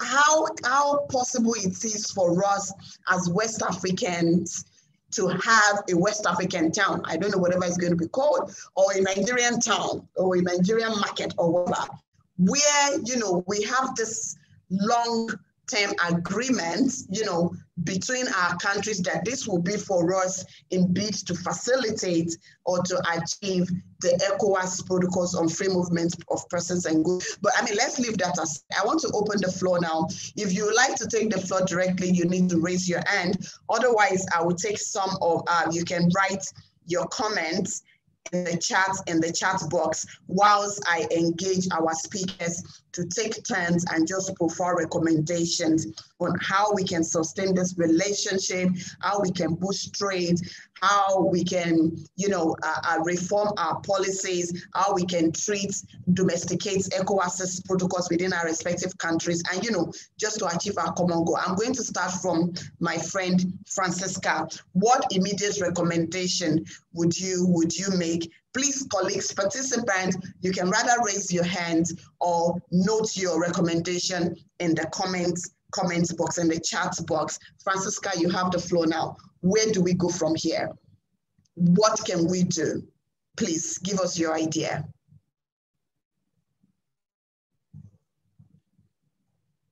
Francisca, please check your mic. You're on mute. I can see that. You're on mute, please. Okay, hello. Hello. Yes. Perfect. We can hear you now. Okay. In terms of recommendation, let me first go to the CSOs. I think CSOs must be at the forefront in ensuring that there's harmonization between these two countries. Trade issues actually are very technical, and it is very difficult. I think it's very difficult for CSOs to work on this. However, CSOs must look at enhancing their capacity in trade policy research and advocacy. On the issue of protecting consumers, since prices of foreigners are seen to be more affordable, this is where CSOs must ensure that these consumers have their rights protected. And then, as the host of the AFTA, Ghana has to demonstrate that it is leading in operationalizing continental free trade. Ghana can give meaning to this by supporting efforts aimed at regional integrations. CSOs can help actualize this by joining hands with like-minded CSOs to pressure government in ways and manners to make it work. And then with the media, I still insist we continue with the education, informing the locals on the importance of the trade between countries. We should educate citizens on the need to intertrade and intertrade for economic development, since again, no one is an island. That will be my recommendation. Thank you so much. Thank you so much, Francisca. Those are interesting recommendations, and I love the role you have given to the media. So I will be for you to see how we're faring on that. OABC.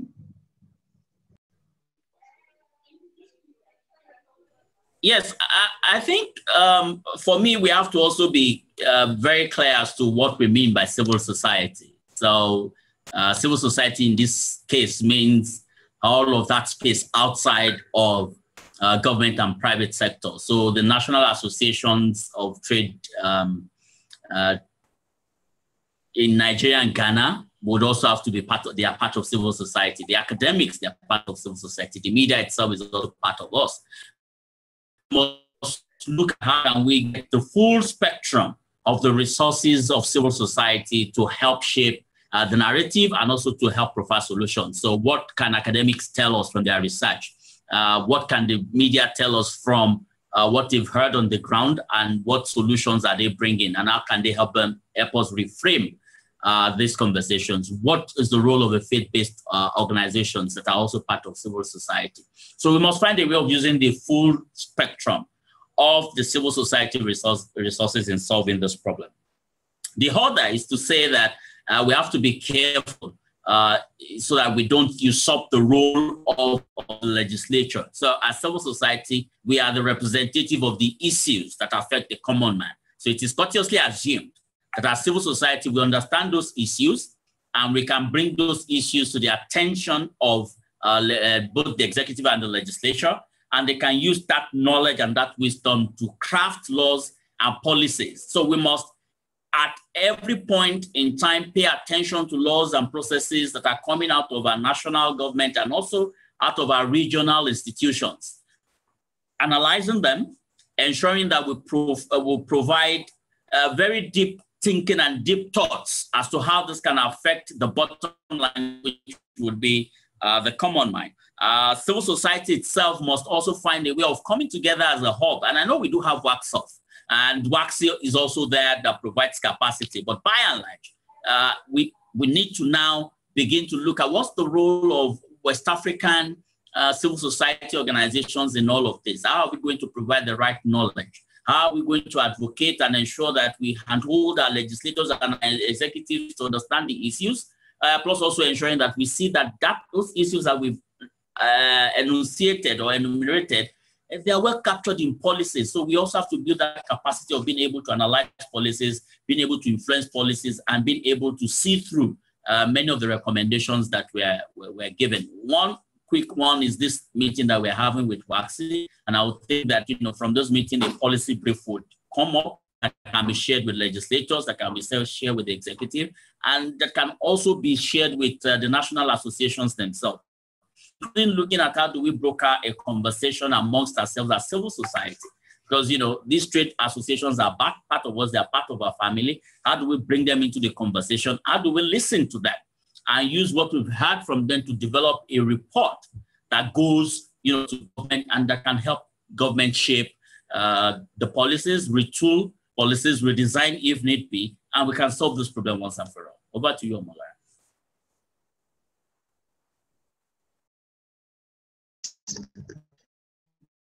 Thank you, ABC. Yes, let's hear from Isaac.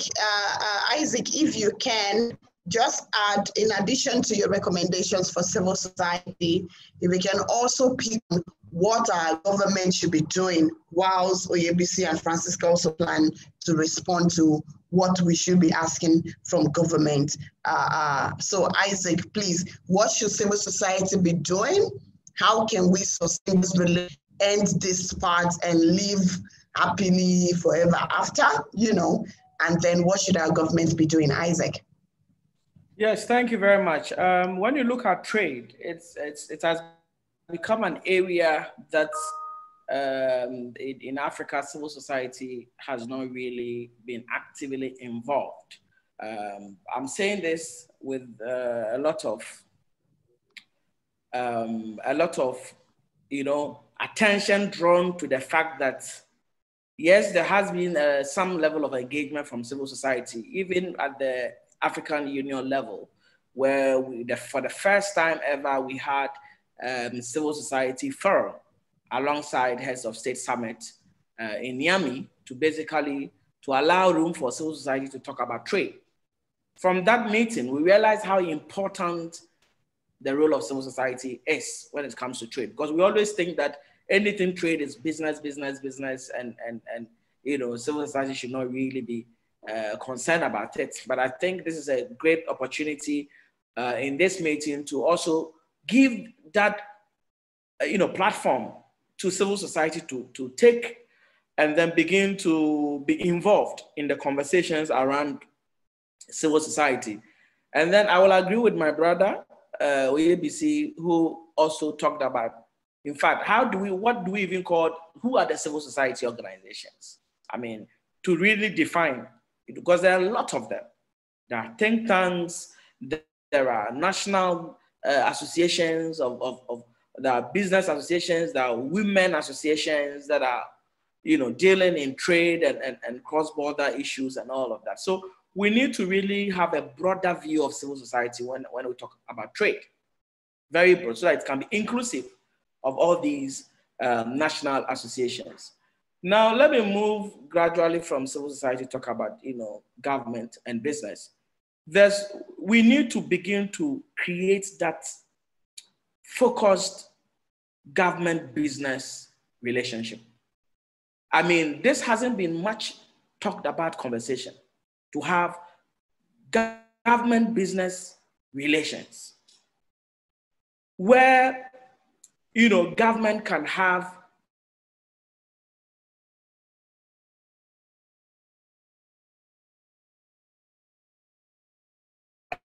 strategic, platform. This will not be the first trade dispute. Sorry, Isaac, we lost you for a few seconds. We can take that line again. Can you hear me now? Yes, we can. Okay. So, to take that step to have that deeper engagement between civil society, between government and then the business community. And we are calling on a lot of thinking around those areas, a lot of research around business-government relations, looking at the political economy, where that engagement can really take place to help address most of these issues that come in between, two countries. Because this is not going to be the first time. It's going to happen. I mean, I'm sure, even though we are not praying for that, but as we deepen intra-African trade and regional trade, conflicts are going to come up.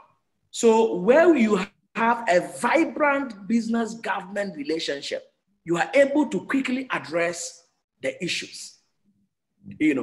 I'm happy to hear from the meeting between the Ghana government and then the Nigerian government that there's the intention to create the Ghana-Nigeria Business Council. I think it is the right step. It's a pragmatic move to have it set up. In many other jurisdictions where there has been trade conflicts, one of the things that has helped is creating that business council where the business communities from these two countries will come together and then put their minds together, identify common areas where they can address most of their issues. They will have objectives, they will have a lot of, working relationships, how to address conflicts and things coming up, disputes and all of that. So I think I'll commend them for having that intention. And then I want to urge them to go on to further establish that business council that will exist, because I can see that it can contribute to resolving the problem that we have, even though there may be political, factors, and diplomatic factors. But I think when we have those two countries coming together to establish the business council, it will help to take the issue of business-government relationship very seriously, and then be able to identify common areas where they can pursue, to resolve every conflict that may exist. So that would be some of my key use in terms of mandate them to go ahead and stay vibrant, the chambers of commerce, the business, and then also give room, Omolara, lastly, also give room to gender and trade, to have more women participate in international trade, because it will also change the dynamics, and then it will give room for other voices to be heard. Thank you. Thank you so much, Isaac. Thanks a lot. Again, colleagues, our internet has been a mess today, total mess, and we sincerely apologize. It's natural today. It's been raining. OYBC will be joining another meeting, but before then, I would like him to start to hear his thoughts, on this question. So as we start here, shops are still closed. They are still on lockdown. Some of them are Nigerians, some of them are non-Nigerians. Every non-Ghanaian caught in this crisis, this GIPC Act crisis, is having their shops underlocked at the moment, and it is it has an interesting dynamics, because the last actually happened in the wake of COVID-19, where things became even more difficult for an average running business across the continent, if not globally. So YBC, in your previous submissions, you kept repeating livelihood, livelihood, livelihood. Would you have one or two thoughts on what should be done, a sort of recommendation, proposal, whatever it is, because we still have quite a number of foreign shops, foreign retail shops, shops who are unable to meet this GIPC Act request criteria under lock currently in Ghana. And these are shops that I believe most of these people are using to sustain their livelihood, send kids to school, feed and, sustain themselves. There's been COVID, whose impact had been universal. And our government says they're having diplomatic conversations. But of course, these individuals, hundreds of them, still have their shops under lock. So OYBC, what would you like to recommend to our government, our agencies, the trade unions, and maybe a word or two to these individuals? OYBC, before you leave us. So I think livelihoods have been lost, and we sympathize with that. I do think that what the national associations can now do is to make a case to their respective governments on the need for a kind of social protection. Maybe a kind of, maybe it will come in form of tax relief if they're paying taxes, or it might come in terms of support, direct support to them, helping them to deal with their overheads or something. They have to, make this as a case, because their businesses needs to bounce back, but who pays for that loss? So there has to be some advocacy in that regard, and it has to be part of the conversations that we would be having if we're going to sort out this issue at all. I like the idea of the Business Council, but it's also to say that when the Business Council is formed, civil society must also engage that Business Council by providing input and feedback on realities that they are seeing on the ground and how that can shape the work of the council. Now, having said that, is to also say that these are interesting times, and it's a moment that we have to document the lessons and document the steps that are being taken now. Recall that the issue between Nigeria and Ghana, it has been on for decades, but this is the time that we need to solve it, and solve it once and for all. So we have to look at the history. Let the history give us some thinking as to what needs to happen in terms of this, and how we can review those changes going forward every 5 years or every 3 years, because we'll continue to see different dynamics and elements. And so that's why that Business Council is very much important. And, one welcomes that and hopes that is developed immediately. But once it is developed, I think WACSI also has a role of ensuring that WACSI or WACSOF or other regional organizations create a space for their, or a pipeline for there to be some evidence-based research and nuanced around storytelling of what the impact of this has been to the traders, to our economies of trade, to also to, the citizens, who are the final beneficiaries of government policies or laws. And having said that, is to say that it's a good opportunity that we started this conversation. This conversation must go into a report that is shared with ECOWAS, shared with all governments. The recommendations must be nicely teased out in ways that can give our governments ideas on how to move forward.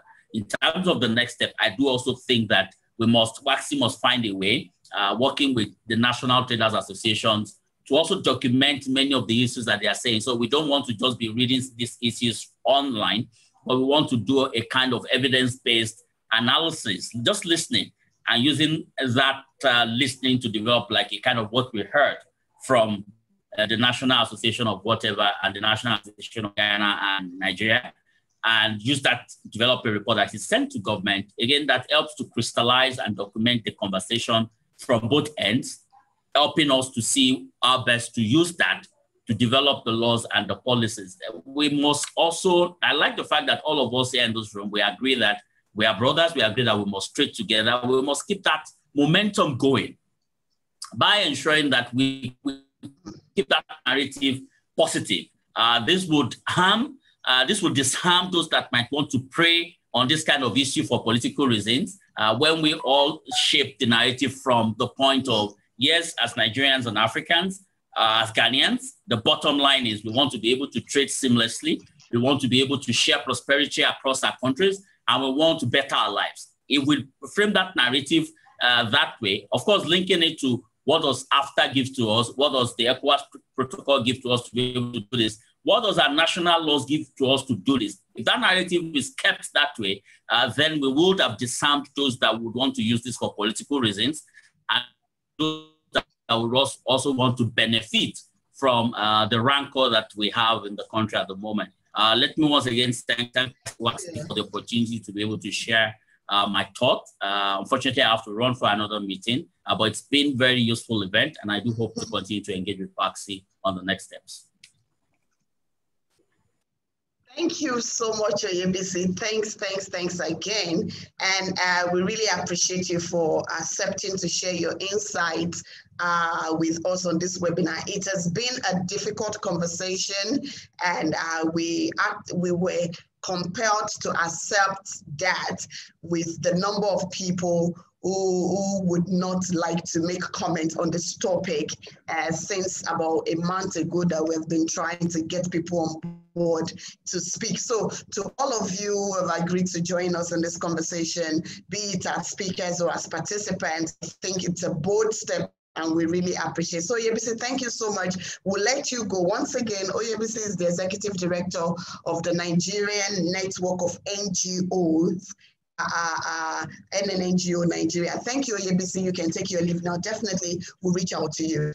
I have an interesting comment from Fatih Seidu Tambo. He said, Nigerians and Ghana, we are same people.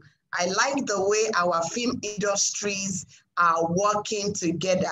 If not for the Nigerian accent, which I believe I have because I'm Nigerian, you cannot differentiate us. Nigerians are more enterprising and I admire them. Thank you so much, Fatih, for your comments. I've seen your Aunt Louise, and I've read a lot of comments and questions that you have put down in the chat box. You have the floor now. 2 minutes. Louise Achapon. Okay, thank you very much. And this is a wonderful opportunity to interact on this very interesting topic. I think I did just post my last comment saying that economic and trade relations should go beyond friendship and family and follow through the required protocols, legal frameworks, and other guidelines that are available. I think it is that will be able to sustain whatever business relationship we put together. Africans trade a lot with the European and the Western world, yes, but depending on whatever regulatory framework that are engaged in these international trades, we are able to abide by it and then meet the quality and then the other standards. Similarly, as local or within the African sub-region, we also need to follow suit. I think for recommendation, I would recommend that we increase our capacity capacity enhancement and linkages among the countries and then the trade institutions. We seem to have left academia, for instance, behind, but research is supposed to lead to development. And these trade actors and associations, governments and others are supposed to help improve the business environment for sustainable trade to thrive. Value chain analysis is something that we also need to move into. We need to understand the products and the services that we trade in among ourselves and among countries, and then look at the priorities within these products and then services, and how we can also place value on these products and services to demand or to increase the demand for the product and services. We are developing taste and then different quality standards because we are in a global environment.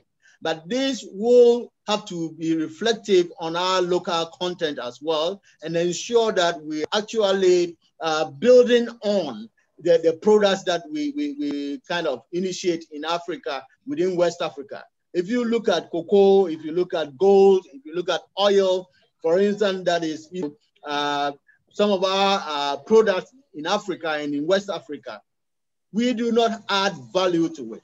If Ghana and Nigeria, for instance, is supposed to trade, we have common products that we can capitalize around it and then increase our competitiveness. How are we taking advantage of these?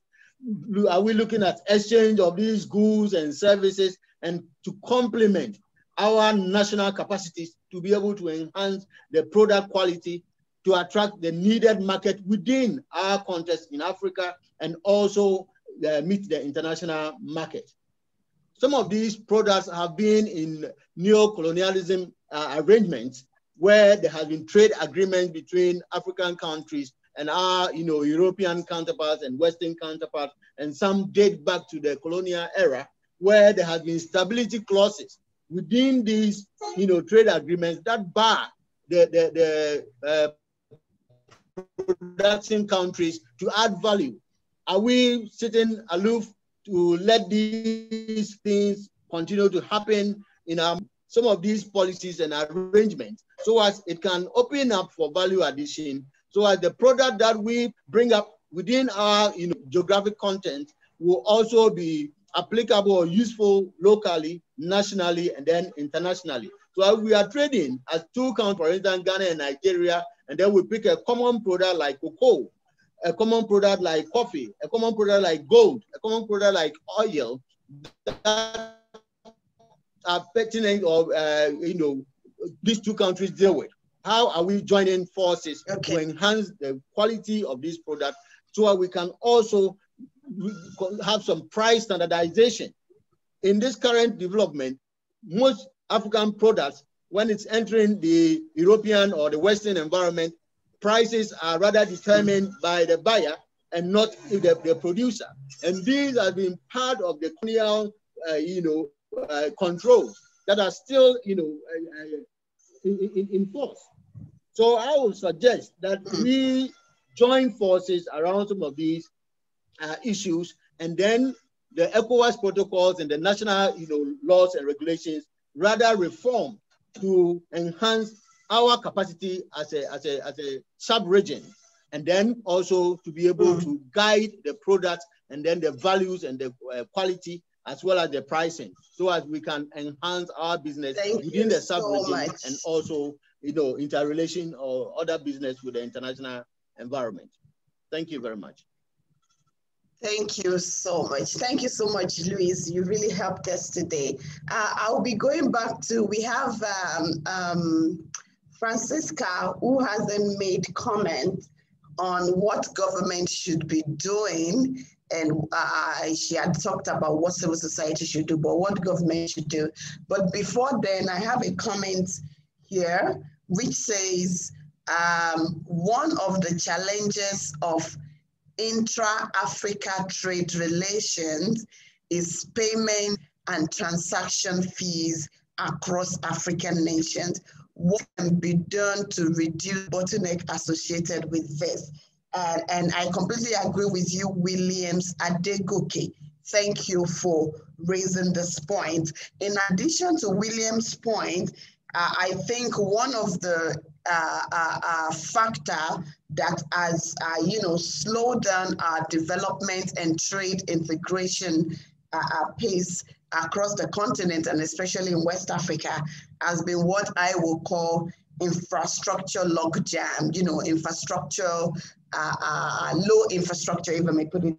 And it's important that we address that as well. So we already have certain challenges that impedes our desires and collective goal with regards to trade integration. So the smaller ones that are taking precedence now should not even be. We should collectively focus our attention on removing some of the barriers to seamless trade, prosperity across the region. So thank you, Williams. It's important. Francisca, I want to come to you. What should our government do? OABC had shared a lot on what we should capture in the recommendation after this webinar, but let's also hear from you. You had given an interesting advice on what civil society should be doing, but what about government? What should our government, Nigeria, Ghana government should be doing from the policy perspective, from programs perspective, implementation and all of that? Let's just hear from you as a media person. What should Ghana government and Nigeria government be doing to, overcome this challenges? Over to you, Francisca. Okay, I think a diplomatic solution to resolve the trade issues is the way forward between Ghana and Nigeria governments, not leaving out the various union leaders. I think on the 6th of September or so, Ghana and Nigeria have already begun the diplomatic solutions.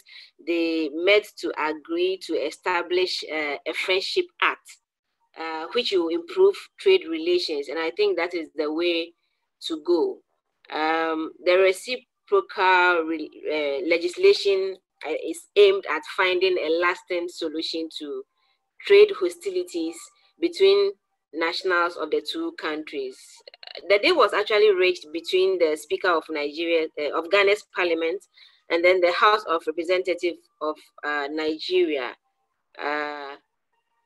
which came out with a joint communique of the discussion, which said a joint committee would be established to compose members of both legislation to explore the possible passage of legislation, which could potentially be called the Ghana-Nigeria Friendship Act.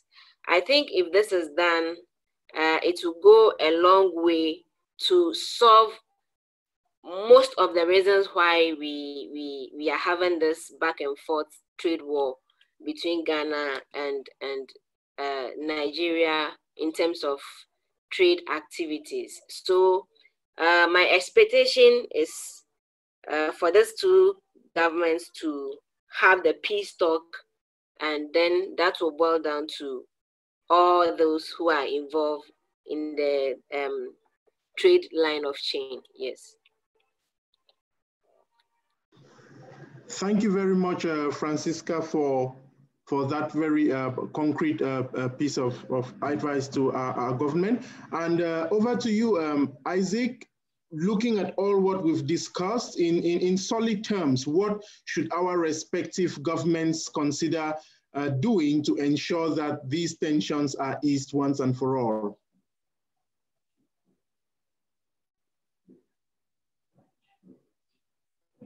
Isaac?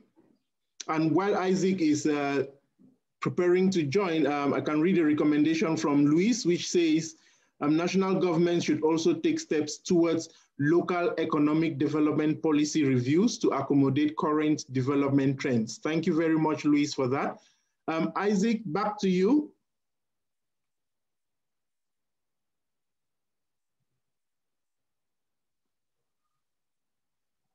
It seems Isaac... Hello, Jim. I think we lost Isaac. We lost Isaac. We lost wow, Isaac. It's been, okay. Oh, the internet has been... Okay. So I think at the moment, Jim, we have Francisca and our participants. Unfortunately, colleagues, Efu was unable to reconnect. He ought to have brought in perspective from the AFCTFA Secretariat, its agenda, the vision and mission, and help us to shed more light on the contradictions that some of our local policies. He has, is adept with the policies in Ghana and in Nigeria, and would have held all those from him. But not to worry, we believe there's going to be another opportunity for us to revisit this conversation. What is most important for us now is that we are able to bring citizens' voices to this conversation, because it has been, sort of social media, spree comments, but nothing really concrete from citizens and civil society of both countries, Ghana, Nigeria. No civil society organization or actor have been able to make a comment on the situation. And we are very, as WASI, to have been able to facilitate this first ever civil society centered conversation on the trade impasse, between Nigeria and Ghana. And thanks to our speakers. I'm just going to go over the speakers again. We have a few more minutes to round up the section. And so thanks to our speakers, Francisca, who is a media personality, a media expert. Sorry, I understand there's a difference between media expert and personality. Okay, Francisca is a media expert who works, who handles the media desk of GH1 TV Ghana, and she was shortlisted for 2019 edition of the Annual Business and Financial Journalism Awards. And she holds a bachelor's degree in communication from Ghana Institute of Ghana Institute of Journalism.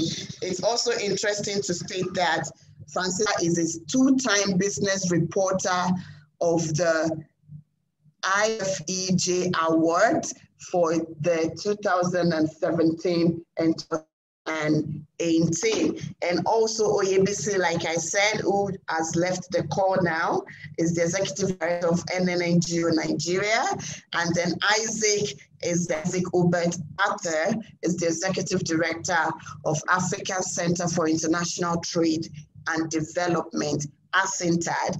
And Mr. Lewis, who unfortunately was unable to join he joined the call and then his internet went gaga and was unfortunately unable to rejoin the call. Mr. Lewis is the group managing director of the AFCTFA Policy Network.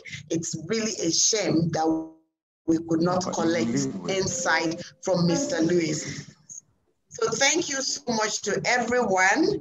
I believe this is the start of this conversation, the end. We are watching very closely to hear from our both governments, the diplomatic conversation they are having. Like I said, we still have the shops of these foreigners closed at different markets in Ghana, and we are hoping that the conversations, the exchanges between the two governments will yield something more concrete that could resolve this problem once and for all, and particularly that could put the two countries in the right path, championing the cause of AFCTFA, which is housed in Ghana here, and of course ECOWAS, which is housed in Nigeria, and pretty much more the leadership of President Nana Akufo-Addo,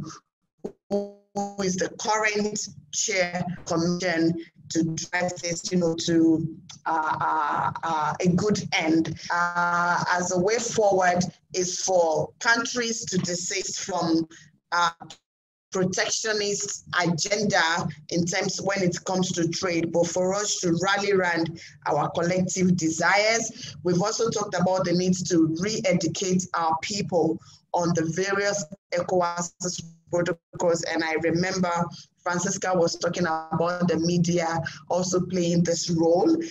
Oyebisi also talked about the need for the media to help us in putting out a different narrative, out there, brotherhood and cooperation between our countries, and not the one that always puts out, the negativities and, the negative things that are going on, but the one that tells more of our good stories as neighbors and as traditional ally that we have been together. And we also raised points on the need to local policy and ensure they are in harmony with the regional policy agenda, at the ECOWAS level and continental indeed. And if we need to engage our parliament to ensure that the local policies are not in contradictions with, they are not in contradiction with our regional policy, this is the right time to do that. And in the spirit of COVID, as we say, it's important for our government, especially the government of Ghana, to have a quick look of you know, assisting the foreign shops that have been closed, of course, whose livelihood may definitely lie, you know, rely on these shops and the transactions therein, to take a second look at it and ensure that these shops have their shops reopened. Hopefully, the conversation going on between the two governments can achieve this. And he also mentioned that sort of support be reconsidered by Ghana government to the affected people. I mean, we have a number of recommendations which will be well captured in the policy brief that will come off, you know, from this, that will come out of this conversation. Until then, like I said at the beginning, we had engaged with the Nigerian High Commission here in Ghana, and then the Nigeria High Commission in Nigeria, with the ECOWAS Department on Free Trades and Free Trades of Persons and Goods, and of course, ECOWAS Trades Department. All of them had initially confirmed to be on this call, but I believe due to the diplomatic engagement going on and the fact that they are also working under authority, they have to pull out. And in any case, we are very happy that it gives us that room to have a citizens' conversation, which is really what the theme of it's all about. So thank you to everyone. I am not seeing any other comments, so we want to appreciate all the speakers. We want to appreciate the participants, those who made comments, those who listen in. Thank you for signing on. If we are going to have a second session, hopefully when we receive outcome of ongoing diplomatic, you know, negotiation, we will definitely be coming your way again to dissect what the outcomes have been, and then to also hear your view on how we think those outcomes could change the narrative for all of us. So for us as WAXI, we say thank you, all the WAXI team, communication team, and everyone. Thank you so much for joining us for this call, and we'll be coming your way very soon again. Have a good afternoon and have the best of the week. Thank you. Thank you.